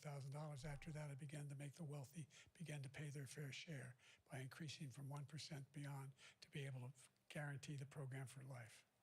So you still have 82 seconds left. Are there any other measures that you think that would be able to help keep Social Security solvent, or is that one enough? Well, no, that one enough will keep it solvent, but the biggest thing I'll do if we defeat this man, because he wants to get rid of Social Security.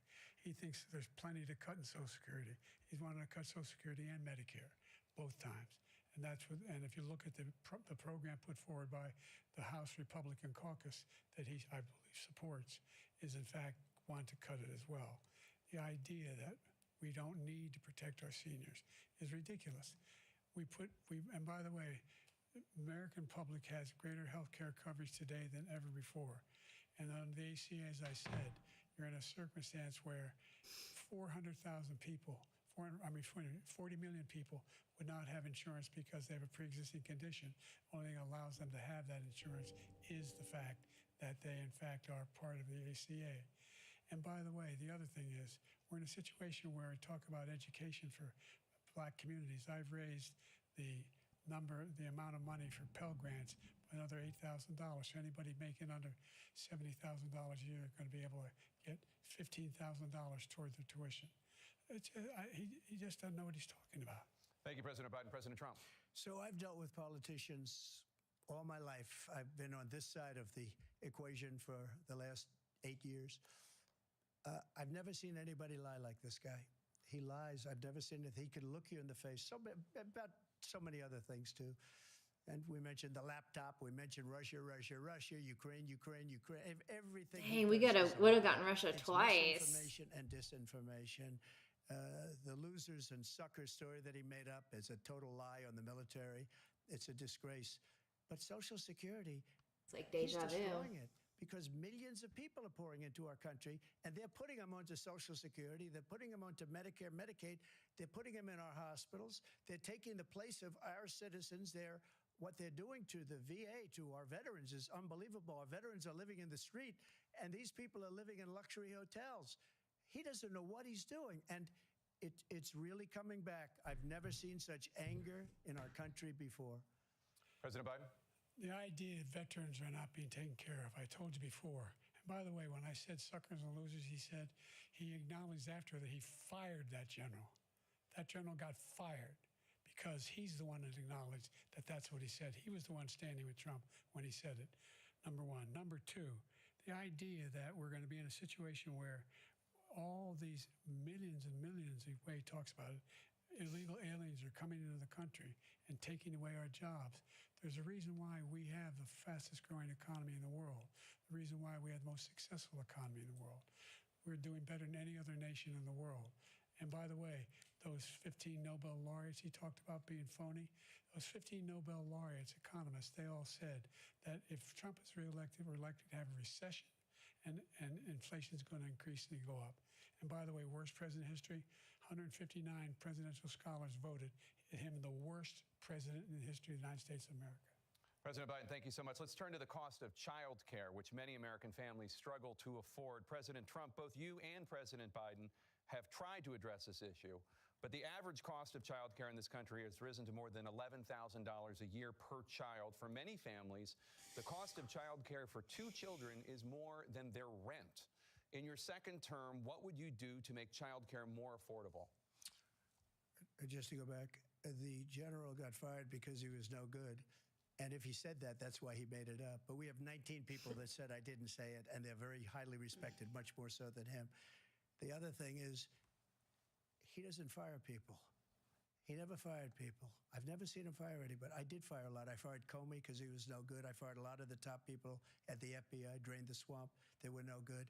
Not easy to fire people. You'd pay a price for it, but they were no good. I inherited these people. I didn't put them there. I didn't put Comey there. He was no good. I fired him. This guy hasn't fired anybody. He never fires.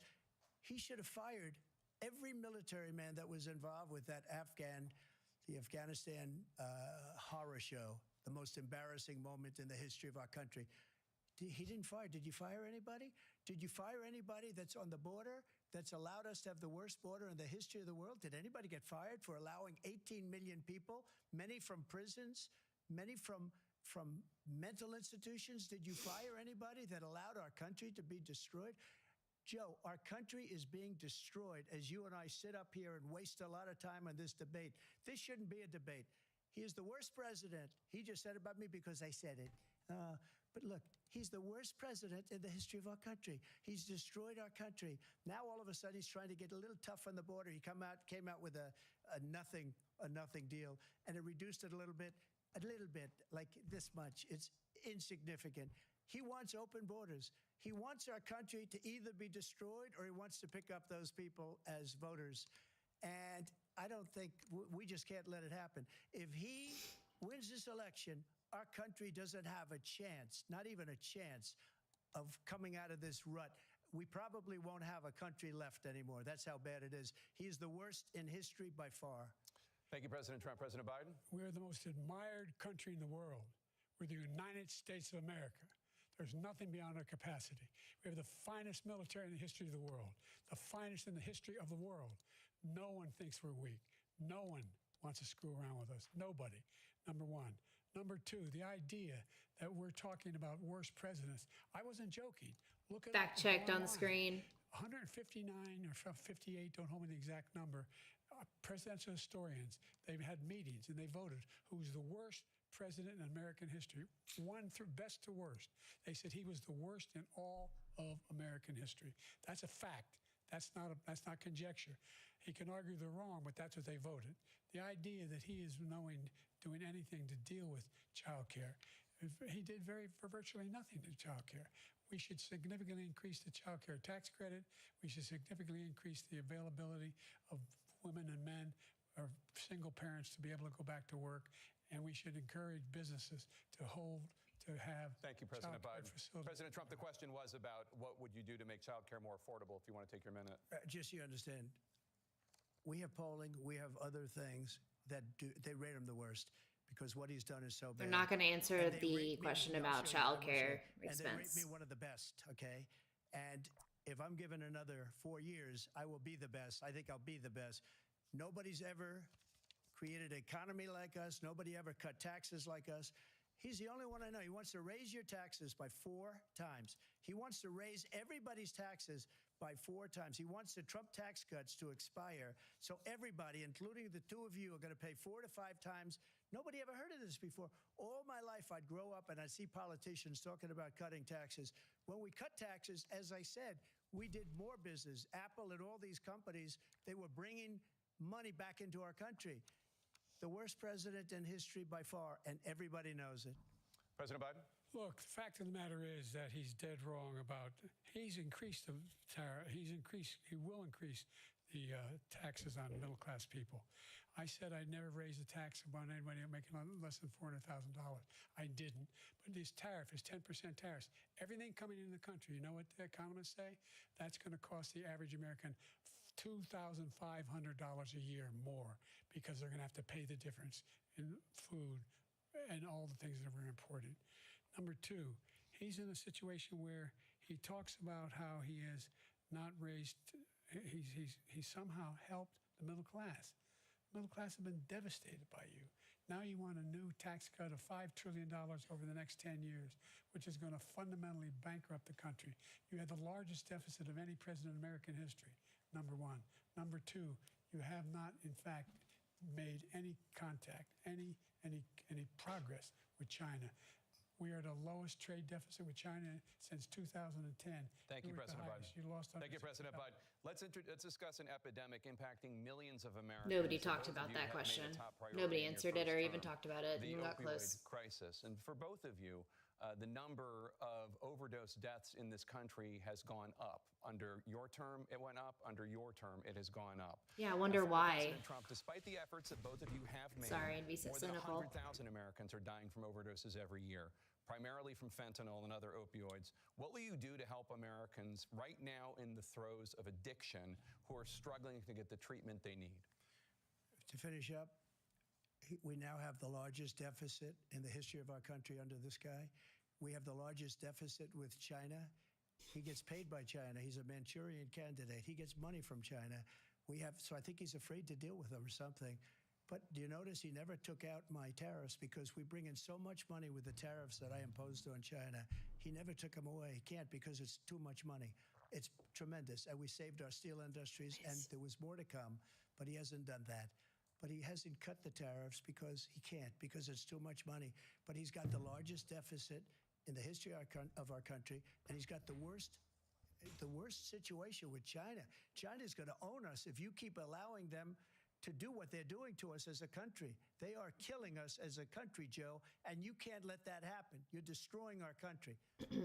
So, President Trump, you have 67 seconds left. The question was, what are you going to do to help Americans in the throes of addiction right now who are struggling to get the treatment they need? Jake, we were doing very well at addiction until the COVID came along. We had the 2.5, almost 3 years of like nobody's ever had before, any country, in every way. And then we had to get tough. And it was the drugs pouring across the border it started to increase. We got great equipment. We bought the certain dog that's the most incredible thing that you've ever seen, the way they can spot it. We did a lot, and we were getting very low numbers, very, very low numbers. Then he came along. The numbers, have you seen the numbers now? It's not only the 18 million people that I believe is even low because the gotaways, they don't even talk about gotaways. But the numbers of the amount of drugs and human trafficking in women coming across our border, the worst thing I've ever seen, at numbers that nobody's ever seen under him because the border's so bad. But the number of drugs coming across our border now is the largest we've ever had by far. President Trump, thank you. President Biden? Fentanyl and the byproducts of fentanyl went down for a while. And I wanted to make sure we use the machinery that can detect fentanyl, these big machines that roll over everything that comes across the border. And it costs a lot of money. That was part of this deal we put together, this bipartisan deal. More fentanyl machines, more be able to detect drugs, more numbers of agents, more numbers of all the people at the border. And when we had that deal done, he called his Republican colleagues, said, don't do it. It's going to hurt me politically. No, he never argued it's not a good bill. It's a really good bill. We need those machines. We need those machines. And we're coming down very hard in every country in Asia in terms of precursors for fentanyl. And Mexico is working with us to make sure they don't have the technology to be able to put it together. That's what we have to do. We need those machines. Thank you, President Biden. President Trump, and again, the question is about Americans in the throes of addiction right now struggling to get the treatment they need. Well, because this does pertain to it. He ended Remain in Mexico. He ended catch and release. I made it catch and release in Mexico, not catch and release here. We had so many things that we had done, hard negotiations with Mexico, and I got it all for nothing. It's just like when you have a hostage. We always pay $6 billion for a hostage. Every time we say a hostage. Now we have a hostage, a Wall Street Journal reporter. I think a good guy, and he's over there because Putin is laughing at this guy, probably asking for billions of dollars for the reporter. I will have him out very quickly, as soon as I take office. Before I take office, I said by literally as soon as I win the election, I will have that reporter out. He should have had him out a long time ago, but Putin's probably asking for billions and billions of dollars because this guy pays it every time. We had 2 cases where we paid $6 billion for 5 people. I got 58 people out, and I paid essentially nothing. Thank you, President Trump. Dana? Let's turn to concerns that voters have about each of you. President Biden, you would be 86 at the end of your second term. How do you address concerns about your capability to handle the toughest job in the world well into your 80s? Well, first of all, I spent half my career being criticized being the youngest person in politics. I was the second youngest person ever elected to the United States Senate, and now I'm the oldest. This guy's 3 years younger and a lot less competent. I think that just look at the record. Look at what I've done. Look how I've turned around the horrible situation he left me.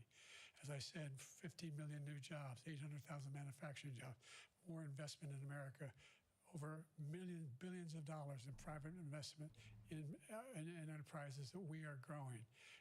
By the way, we brought an awful lot of people. The whole idea of computer chips, we used to have 40% of the market. We invented those chips, and we lost it because he was sending people to find the cheapest jobs overseas and then bring home a product. So I went to South Korea. I convinced Samsung to invest billions of dollars here in the United States. And guess what? Those fabs, they call to build these chips, those fabs pay over $100,000. You don't need a college degree for them. And there's billions, about $40 billion already being invested and being built right now in the United States, creating significant jobs for Americans from all over the world. President Biden, you have 40 seconds left. Would you like to add anything? Yeah, I would. The idea that somehow we are this failing country. I never heard a president talk like this before.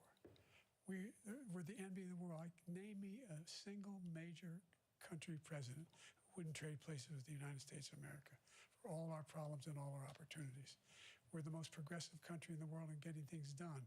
We're the strongest country in the world. We're a country in the world who keeps our word, and everybody trusts us, all of our allies, and those who he coddles up to, from Kim Jong-un, he sends love letters to, and Putin, etc. They don't want to screw around with us. Thank you. Former President Trump, to follow up, you would be 82 at the end of your second term. What do you say to voters who have concerns about your capabilities to serve? Well, I took 2 tests, cognitive tests. I aced them, both of them, as you know. We made it public. He took none. I'd like to see him take one, just one, a real easy one. Like go through the first 5 questions. He couldn't do it. But I took 2 cognitive tests. I took physical exams every year. And, you know, we knock on wood wherever we may have wood, that I'm in very good health. I just won 2 club championships, not even senior, 2 regular club championships. To do that, you have to be quite smart, and you have to be able to hit the ball a long way, and I do it. He doesn't do it. He can't hit a ball 50 yards. He challenged me to a golf match. He can't hit a ball 50 yards. I think I'm in very good shape. I feel that I'm as in good a shape as I was 25, 30 years ago. Actually, I'm probably a little bit lighter, but I'm in as good a shape as I was years ago. I feel very good. I feel the same. But I was willing to take a cognitive test. And you know what? If I didn't do well, I aced them. Dr. Ronnie Jackson, who's a great guy when he was White House doctor. And then I took another one, a similar one. And one of them said they've never seen anybody ace them. Thank you. President Biden? You can see he is 6'5" and only 223 pounds, or 235 pounds. Well, you said 6'4", 200. Well, anyway, that's it. Just take a look at what he says he is, and take a look at what he is. Look, I'd be happy to have a driving contest with him. I got my handicap, which when I was vice president, down to a 6. But by the way, I told you before, I'm happy to play golf if you carry your own bag. Think you can do it? That's the biggest lie. He's a 6 handicap of all. I was at 8 handicap. Yeah. 8. I've seen you swing. I know you swing. Okay, let's not act like children. President Trump, we're going to turn Let's not act like children. to a specific concern that voters have about you. Will you pledge tonight that once all legal challenges have been exhausted, that you will accept the results of this election, regardless of who wins, and you will say right now that political violence in any form is unacceptable? Well, I shouldn't have to say that, but of course I believe that. It's totally unacceptable. And if you would see my statements that I made on Twitter at the time, and also my statement that I made in the Rose Garden, you would say it's one of the strongest statements you've ever seen. In addition to the speech I made in front of, I believe, the largest crowd I've ever spoken to, and I will tell you, nobody ever talks about that. They talk about a relatively small number of people that went to the Capitol, and in many cases were ushered in by the police. And as Nancy Pelosi said, it was her responsibility, not mine. She said that loud and clear. But the answer is, if the election is fair, free, and I want that more than anybody. And I'll tell you something. I wish he was a great president, because I wouldn't be here right now. I'd be at one of my many places enjoying myself. I wouldn't be under indictment because I wouldn't have been his political opponent. because he indicted me because I was his opponent. I wish he was a great president. I would rather have that. I wouldn't be here. I don't mind being here. But the only reason I'm here is he's so bad as a president that I'm going to make America great again. We're going to make America great again. We're a failing nation right now. We're a seriously failing nation. And we're a failing nation because of him. His policies are so bad. His military policies are insane. They're insane. These are wars that will never end with him. He will drive us into World War III, and we're closer to World War III than anybody can imagine. We are very, very close to World War III, and he's driving us there. And Kim Jong-un and President Xi of China, Kim Jong-un of North Korea, all of these, Putin, they don't respect him. They don't fear him. They have nothing going with this gentleman, and he's going to drive us into World War III. You want a World War III, let him follow and win, and let Putin say, do what you want in NATO. Oh, great. We're going to have a fucking World War III, regardless. That's what they just told us. One is attack on all and required response. Damned if you do, damned if you don't. I can't think of a single major leader in the world who wouldn't trade places with the job I've done and what they've done. Because we are a powerful nation. We have wonderful people. It's because of the people, not me. It's because of the American people. They're capable of anything, and they step up when they're needed. And right now, we're needed. We're needed to protect the world because our own safety is at stake. And again, you want to have a war, just let Putin go ahead and take Kyiv, make sure they move on, see what happens in Poland, Hungary, and other places along that border. Then you have a war. President Trump, as I come back to you for a follow-up, the question was, will you accept the results of this election, regardless of who wins? Just to finish what he said, if I might, Russia, they took a lot of land from Bush. They took a lot of land from Obama and Biden. They took no land, nothing from Trump, nothing. He knew not to do it. He's not going to play games with me. He knew that. I got along with him very well, but he knew not to play games. He took nothing from me. But now he's going to take the whole thing from this man right here. That's a war that should have never started. It would have never started ever with me. And he's going to take Ukraine. And, you know, you asked me a question before, would you do this with? He's got us in such a bad position right now with Ukraine and Russia because Ukraine's not winning that war. He said, I will never settle until such time. They're running out of people. They're running out of soldiers. They've lost so many people. It's so sad. They've lost so many people, and they've lost those gorgeous cities with the golden domes that are 1,000 years old, all because of him and stupid decisions. Russia would have never attacked if I were president. Trump, the question was, will you accept the results of the election, regardless of who wins? Yes or no, please. If it's a fair and legal and good election, absolutely. I would have much rather accepted these. But the fraud and everything else was ridiculous. And if you want, we'll have a news conference on it in a week, or we'll have another one of these in a week. But I will absolutely, there's nothing I'd rather do. It would be much easier for me to do that than I'm running again. I wasn't really going to run until I saw the horrible job he did. He's destroying our country. I would be very happy to be someplace else, in a nice location someplace. And again, no indictments, no political opponent stuff, because it's the only way he thinks he can win. But unfortunately, it's driven up my numbers and driven them up to a very high level because the people understand it. Well, let's see what your numbers are when this election is over. Let's see. You're a whiner. When you lost the first time, you continued, you appealed and appealed to courts all across the country. Not one single court in America said any of your claims had any merit. State or local, none.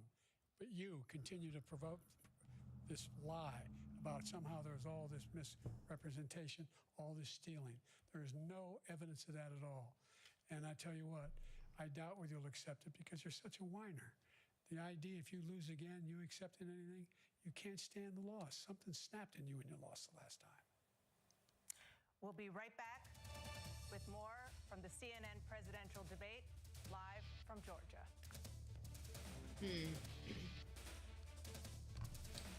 Wow. Every time I needed a new phone, I had to switch carriers. I told him. Wow. Verizon, everyone can get that iPhone 15 on them. Now that I got a huge storage and battery upgrade, I'm officially done switching. New and existing customers get iPhone 15 on us when they trade in any iPhone. Verizon. Style your new home with the help of living. So, like, wow. Okay. Wow. What do I even do with that? Okay. What do we say? What do we say? Hey, Billy Ray Jenkins, I tried to celebrate earlier. Maybe it'll come up now.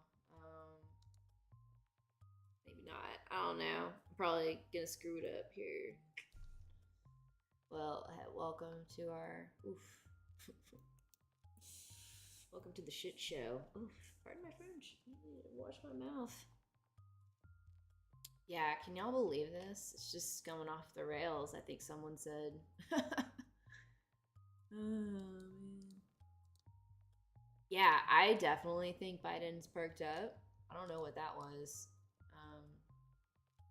Definitely has like blood in his face, rushing to his face again. You know, he looked very pale and very dead for the first hour. Does anyone else think that, or am I just like being really superficial? Was I primed after reading and watching videos today about how old he is? And they're both old, but really vitality matters. And their vitality, there's not a 4-year difference between them. There's like a 10-year difference between them, unless someone got seriously injured or sick, and it was like drastically degenerative. But I've never seen that movie. Me, Myself, and Irene, so I don't know the reference, unfortunately. But I don't know how much longer there is, how many more questions there are, because it's supposed to be 90 minutes long with 2 breaks. So maybe like 10, 15 more minutes. I don't know how long these breaks were. I was not keeping track.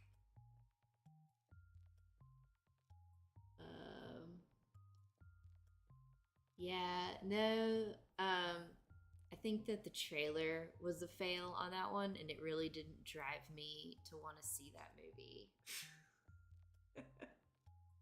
To be honest, that's the reason I never saw it. And then people have talked to me about it, and we see it the 1,000 times that we're spending all, afternoon just searching Netflix for what we're gonna watch.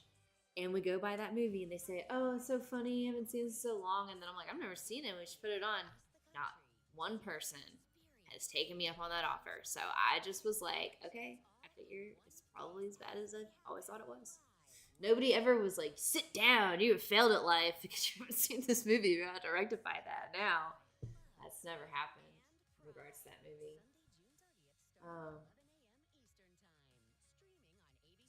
That's just an ABC thing. I'm getting a lot of like, okay, we're going back in. We're going back in. Oh, it's closing statements. That's right. We've made significant progress from the debacle that was left by President Trump in his last term. We find ourselves in a situation where, number one, we have to make sure that we have a fair tax system. I ask anyone out there in the audience or anyone out watching this debate, do you think the tax system is fair? The fact is that I said nobody even making under $400,000 had a single penny increase in their taxes and will not. And if I'm reelected, that'll be the case again. But this guy has increased your taxes because of the deficit, number one. He's increased inflation because of the debacle he left after the way he handled the pandemic. And he finds himself in a position where he now wants to tax you more by putting a 10% tariff on everything that comes into the United States of America.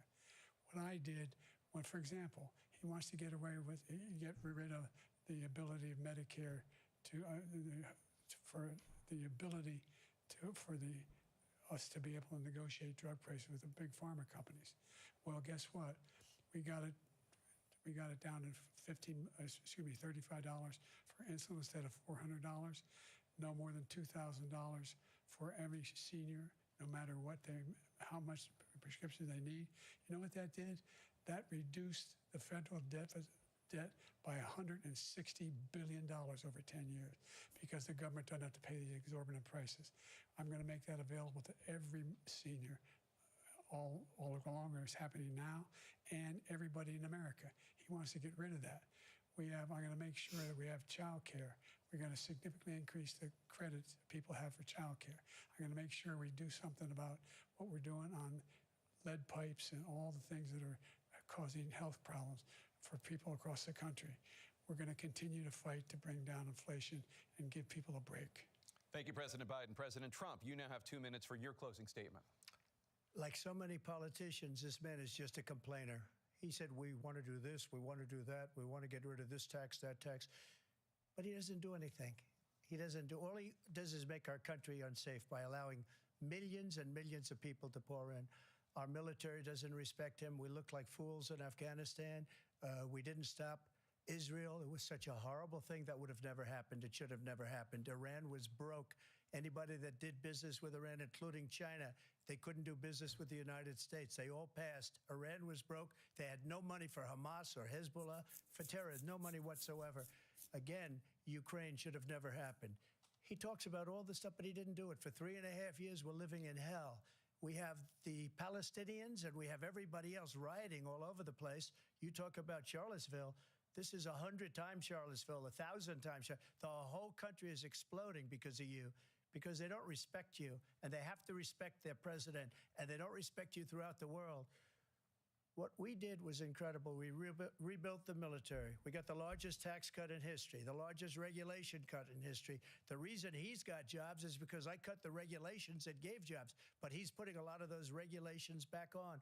All of the things that we've done, nobody's never seen anything like. Even from a medical standpoint, right to try, where we can try space-age materials instead of going to Asia or going to Europe and trying to get when you're terminally ill. Now you can go and you can get something. You sign a document. They've been trying to get it for 42 years. But you know what we did for the military was incredible. Choice for our soldiers, where our soldiers, instead of waiting for 3 months to see a doctor, can go out and get themselves fixed up and readied up and take care of themselves, and they're living. And that's why I had the highest approval rating in the history of the VA.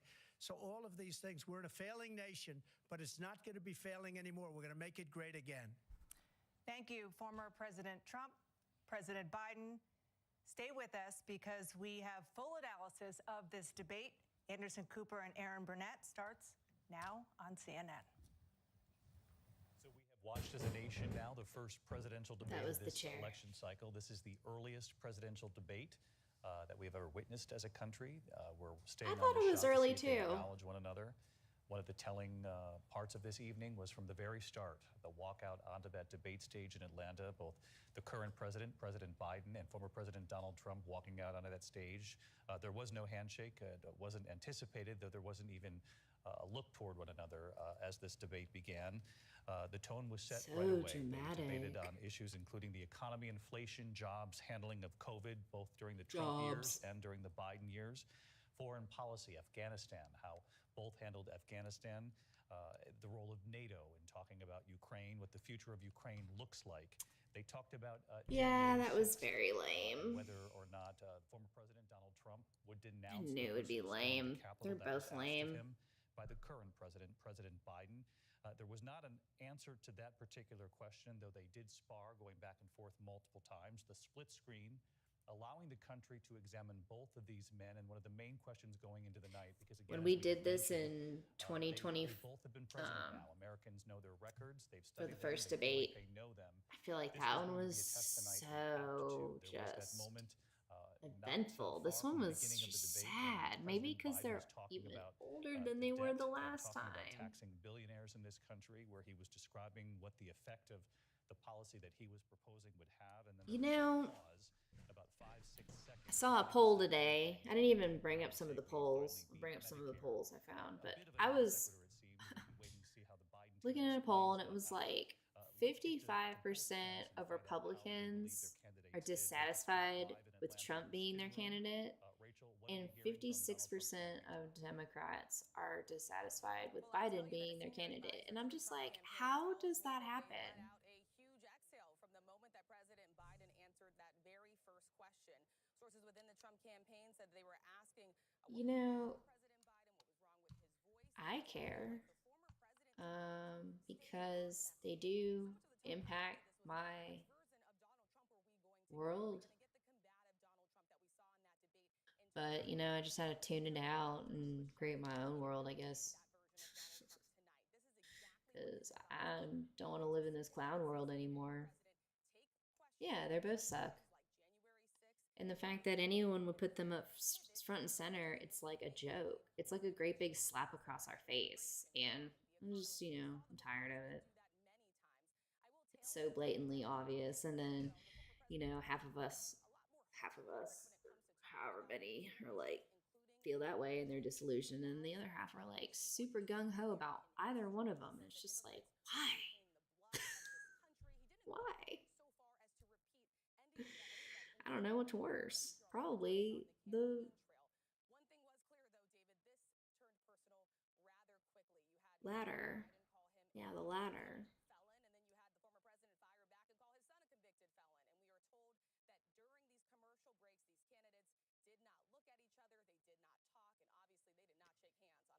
Yeah, I mean,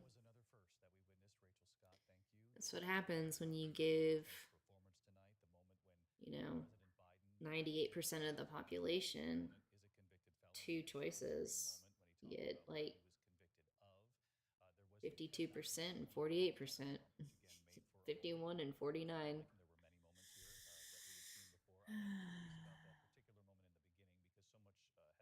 I mean, I have my feelings, but really I just want to be left alone.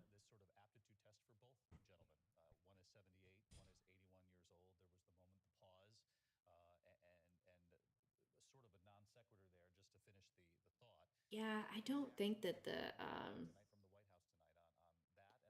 yeah, I don't know. You make a good point, Billy Ray.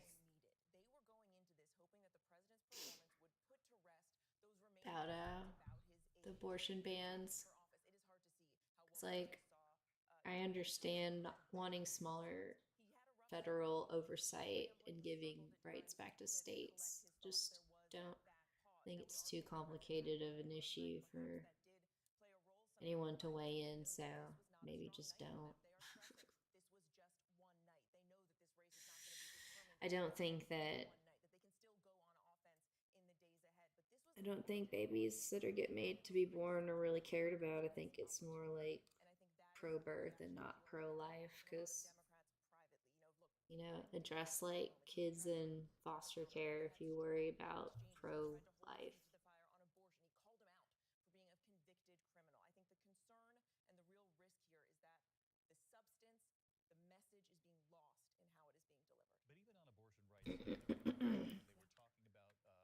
Shout your abortion. Yeah, I mean, there's a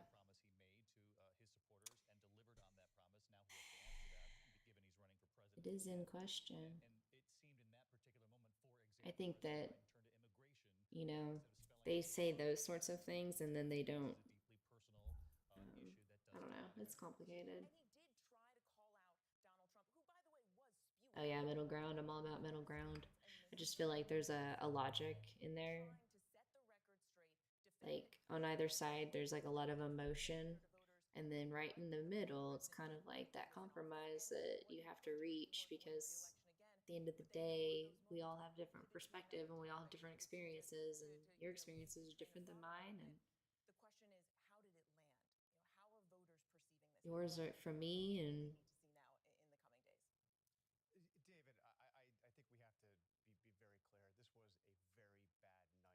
yeah, I mean, some women that have them absolutely are scarred for life. Have abortions, they're scarred for life. They didn't want to do it. They did it, and they never get over it. I mean, it's a very complicated, emotional thing, and I think that, you know, if men aren't made to really, I think as long as, I mean, it is men, because they're on the other side of that. I think there's a lot of reasons women might not get pregnant and might not want to have the baby. It might have to be with because we may make poor choices, like sleep with shitty men, but we shouldn't have to raise their babies for them, you know?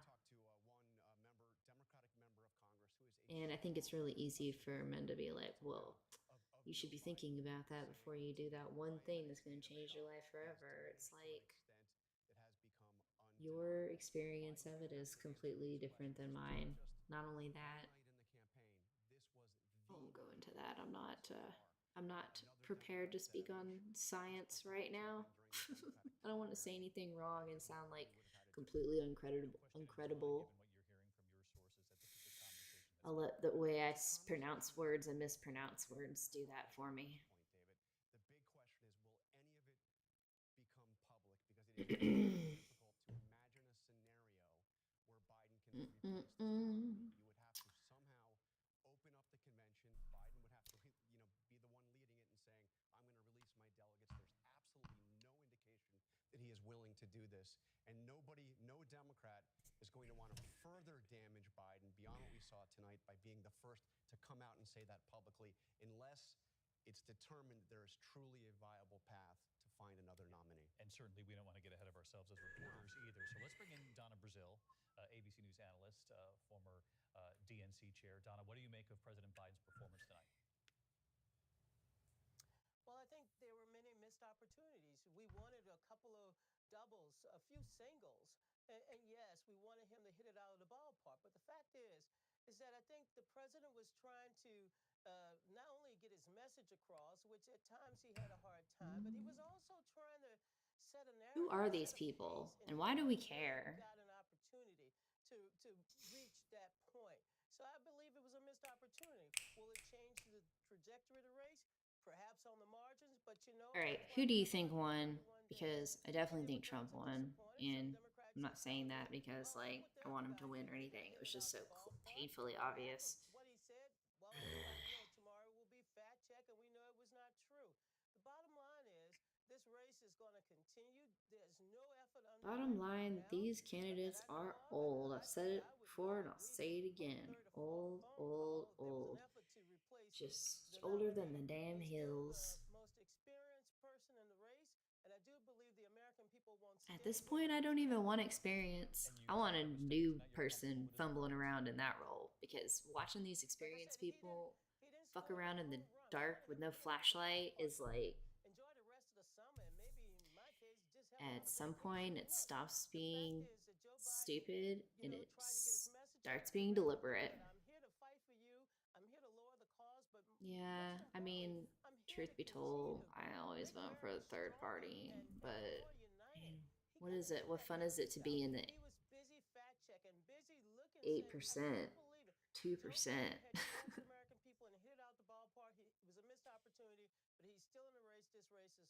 Really interesting the point you make there, Donna. Well, that's what I said. It's like you have 98% of the people who can vote, not counting like, you know, children and convicts, and there's probably more than that, less than that. But then you take that and you're like, two choices. Like you're gonna get pretty standard middle deviation, and then people are gonna have to clump into one side or the other because they're like, big portion of that is like, well, they don't, you know, third party doesn't have a chance, so we have to actually have our vote count. And it's been good enough for over 40, 50%, maybe 50% of the American people. Joe Biden had a difficult task tonight, and that was to tell the American people, give the narrative, here's what I'm doing, and here's what I plan to do over the next 4 years. Instead, I think he was trying to fact check, and I believe it was a missed opportunity, but he scored a lot of singles, and you'll see a lot of pundits, including some of my colleagues on the DNC, that will be a little nervous. I'm not nervous. I know Joe Biden. He'll come back. Donna Brazil, our thanks to you as always. Ryan Stevens, I want to get your reaction as well. You heard Donna. What if Biden just dropped dead? What if they go to his bed in the morning and he's just like... She also took aim at the opponent on the stage there, former President Trump, saying that so much of what he said wasn't based in fact, that the president was trying to take incoming in that. I really hope that doesn't happen, because then, you know, they're going to show up at my door and be like, you said it online. Former President Trump. Well,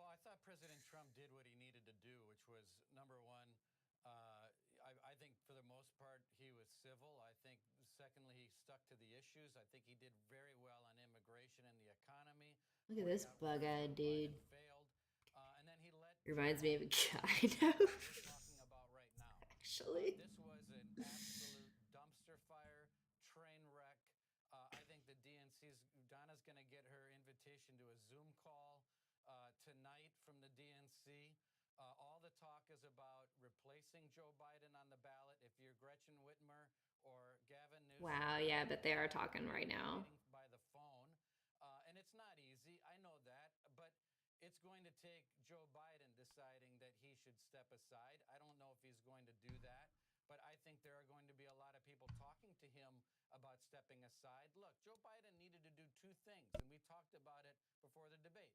He needed to articulate a clear vision for what he is going to do as president moving forward, and he needed to do it in a way that gave people confidence that he had the mental acuity to deliver. He failed on both of those marks. The spin after this debate is going to be more important in influencing those people in the middle, those very tiny fraction in the middle. The spin afterwards is going to be more important than even what they saw there, and it's going to be over and over and over about Joe Biden's mental acuity being in the toilet. Reince, appreciate it. Don, I'll let you respond. He says you're going to get a Zoom invite and very soon, at that matter. I don't care. I'm going to stick with Joe Biden. Let me just say something. Donald Trump also had to convince independents that he will protect the integrity of our elections. There are lots of police officers in the metropolitan D.C. area who works for the Capitol Police and the D.C. Police.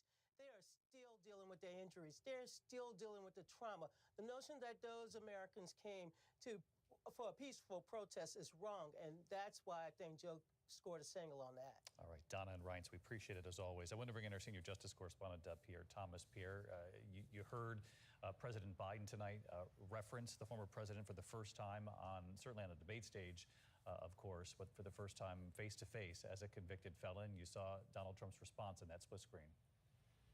Indeed, David. And I thought that President Biden got most animated when he was talking about January 6th in terms of the fact that Trump won't acknowledge that many of the people there committed criminal acts. Biden was clearly angry about that, but he did not really bore in on that because of some of the things that Donna was talking about. Also, the fact that Donald Trump is now a convicted felon. President Biden tried to bore in on that. Former President Trump ignored him pretty much on that count, but he did, Trump, over and over again, talk about how Biden had tried to weaponize the Justice Department. The Justice Department continues to maintain that they've been pursuing the facts and the law, and they will continue to do so, David. Pierre, up on Capitol Hill tonight. Pierre, thank you. As always, Lindsay Davis, I think about something you said before we went into the debate tonight, which is America knows these two men, that this is in some ways, and not to sound superficial, but it is an image contest. Right. An image contest tonight about aptitude, ability, mental acuity. What do you make of what you saw? Image, perhaps even more so than the issues with regard to Joe Biden, at least. And I have to go back to that 538 Ipsos poll that, again, it came out today, but prior to the debate. And so I think that we have those numbers. But Biden mental fitness to be president, only 27% of those who were polled said it was good or excellent. Poor or terrible, 54%. So more than half prior to this debate tonight were concerned and feeling that his poor or terrible mental acuity. As far as on the Trump side, Trump mental health fitness to be president, good or excellent, 39%, poor or terrible, 46%. So nearly half. I think that Biden had a missed opportunity when he was asked directly by Dana Bash about his age and being 81, how he's going to be going forward mentally. And he talked about how the first half of his career he spent being criticized about being so young. And then he said, look at my record, look at what I've done. I think that a number of people don't want to look to the past. They want to look, can you do it now? At the same time, when Donald Trump was asked the same question, he really just devolved into how about their golf game? It's hard to imagine, Martha, with just a few moments left in this segment, when he pivots from age, when he's asked the central question of the night. Exactly, and he pivots from age, and he did that many times. He just had those pauses. I want to go back to those voters that we started the show with. Did they get their questions answered? One of the few things they got validated was there was this question of age, especially with Joe Biden. Thank you all. We'll be right back in a moment.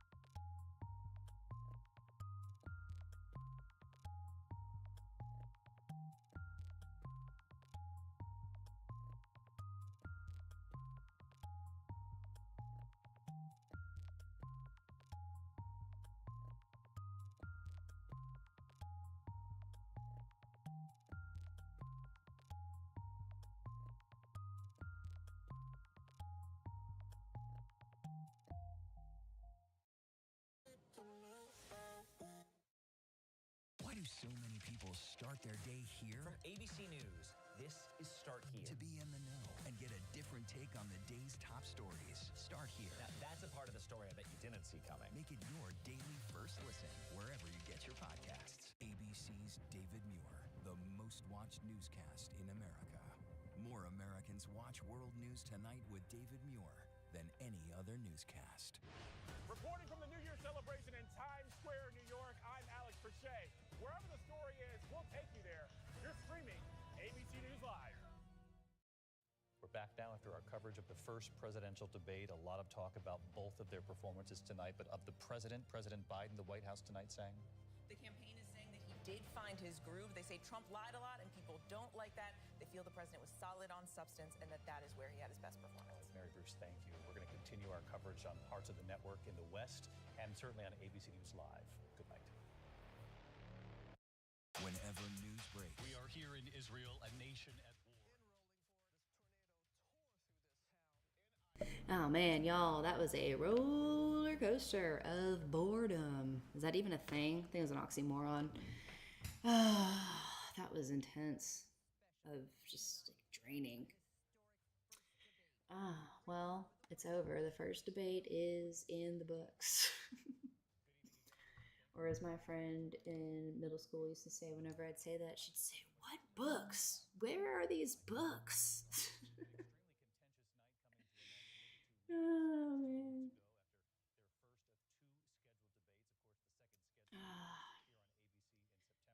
Well, y'all, it's been real. It's been fun. But has it been real fun? I don't know. It's going to be an interesting campaign trail. I believe them when they say that thems are probably on the phones right now. Like, who are we going to replace Biden with? I don't know. We'll just have to wait and see. But yes, more events to come for Materia Prima Pro. Just the first of many. Shut that off. Come out here. See y'all. Get a good look.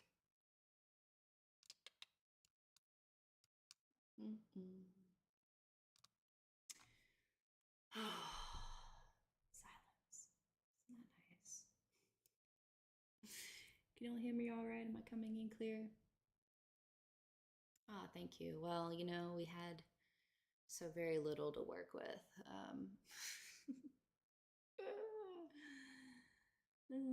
But it was all in good fun, was it not? I mean, what else are we going to do, right? What else are we going to do? This is what we have to work with. Yeah.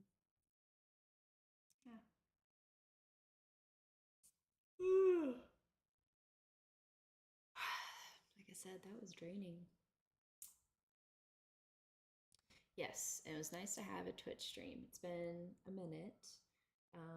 As I was saying, I've been in transition, so you know, I haven't streamed in a while, and my setup is just very rudimentary. And I'm surprised that everything, you know, kind of went off without a hitch. And thanks, Fireblown. You have a great night too. Thank you, everybody, Twitch community. We're also on YouTube right now.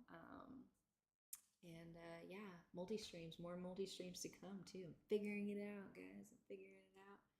And so follow Materia Prima Pro and get the notifications on, because you never know when, you know, something big's gonna go down.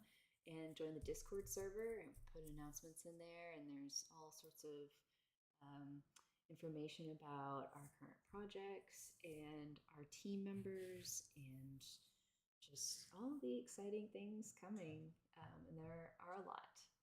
And then also follow me, GalPal13, because I do stream games, and there's an Alan Wake 2 now, and so we're gonna have to get into that. And if you haven't seen me play that, I really wish that the video was there. Twitch does not like to keep my videos.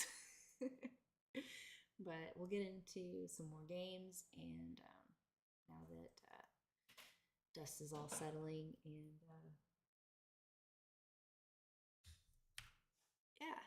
So thank you guys again for joining, and it's been fun. I said that already, but I mean it. Thank you all for coming, and have a great night and a stellar weekend. Mine actually starts now, as soon as I sign off. So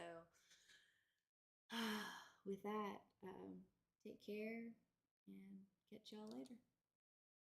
Oh.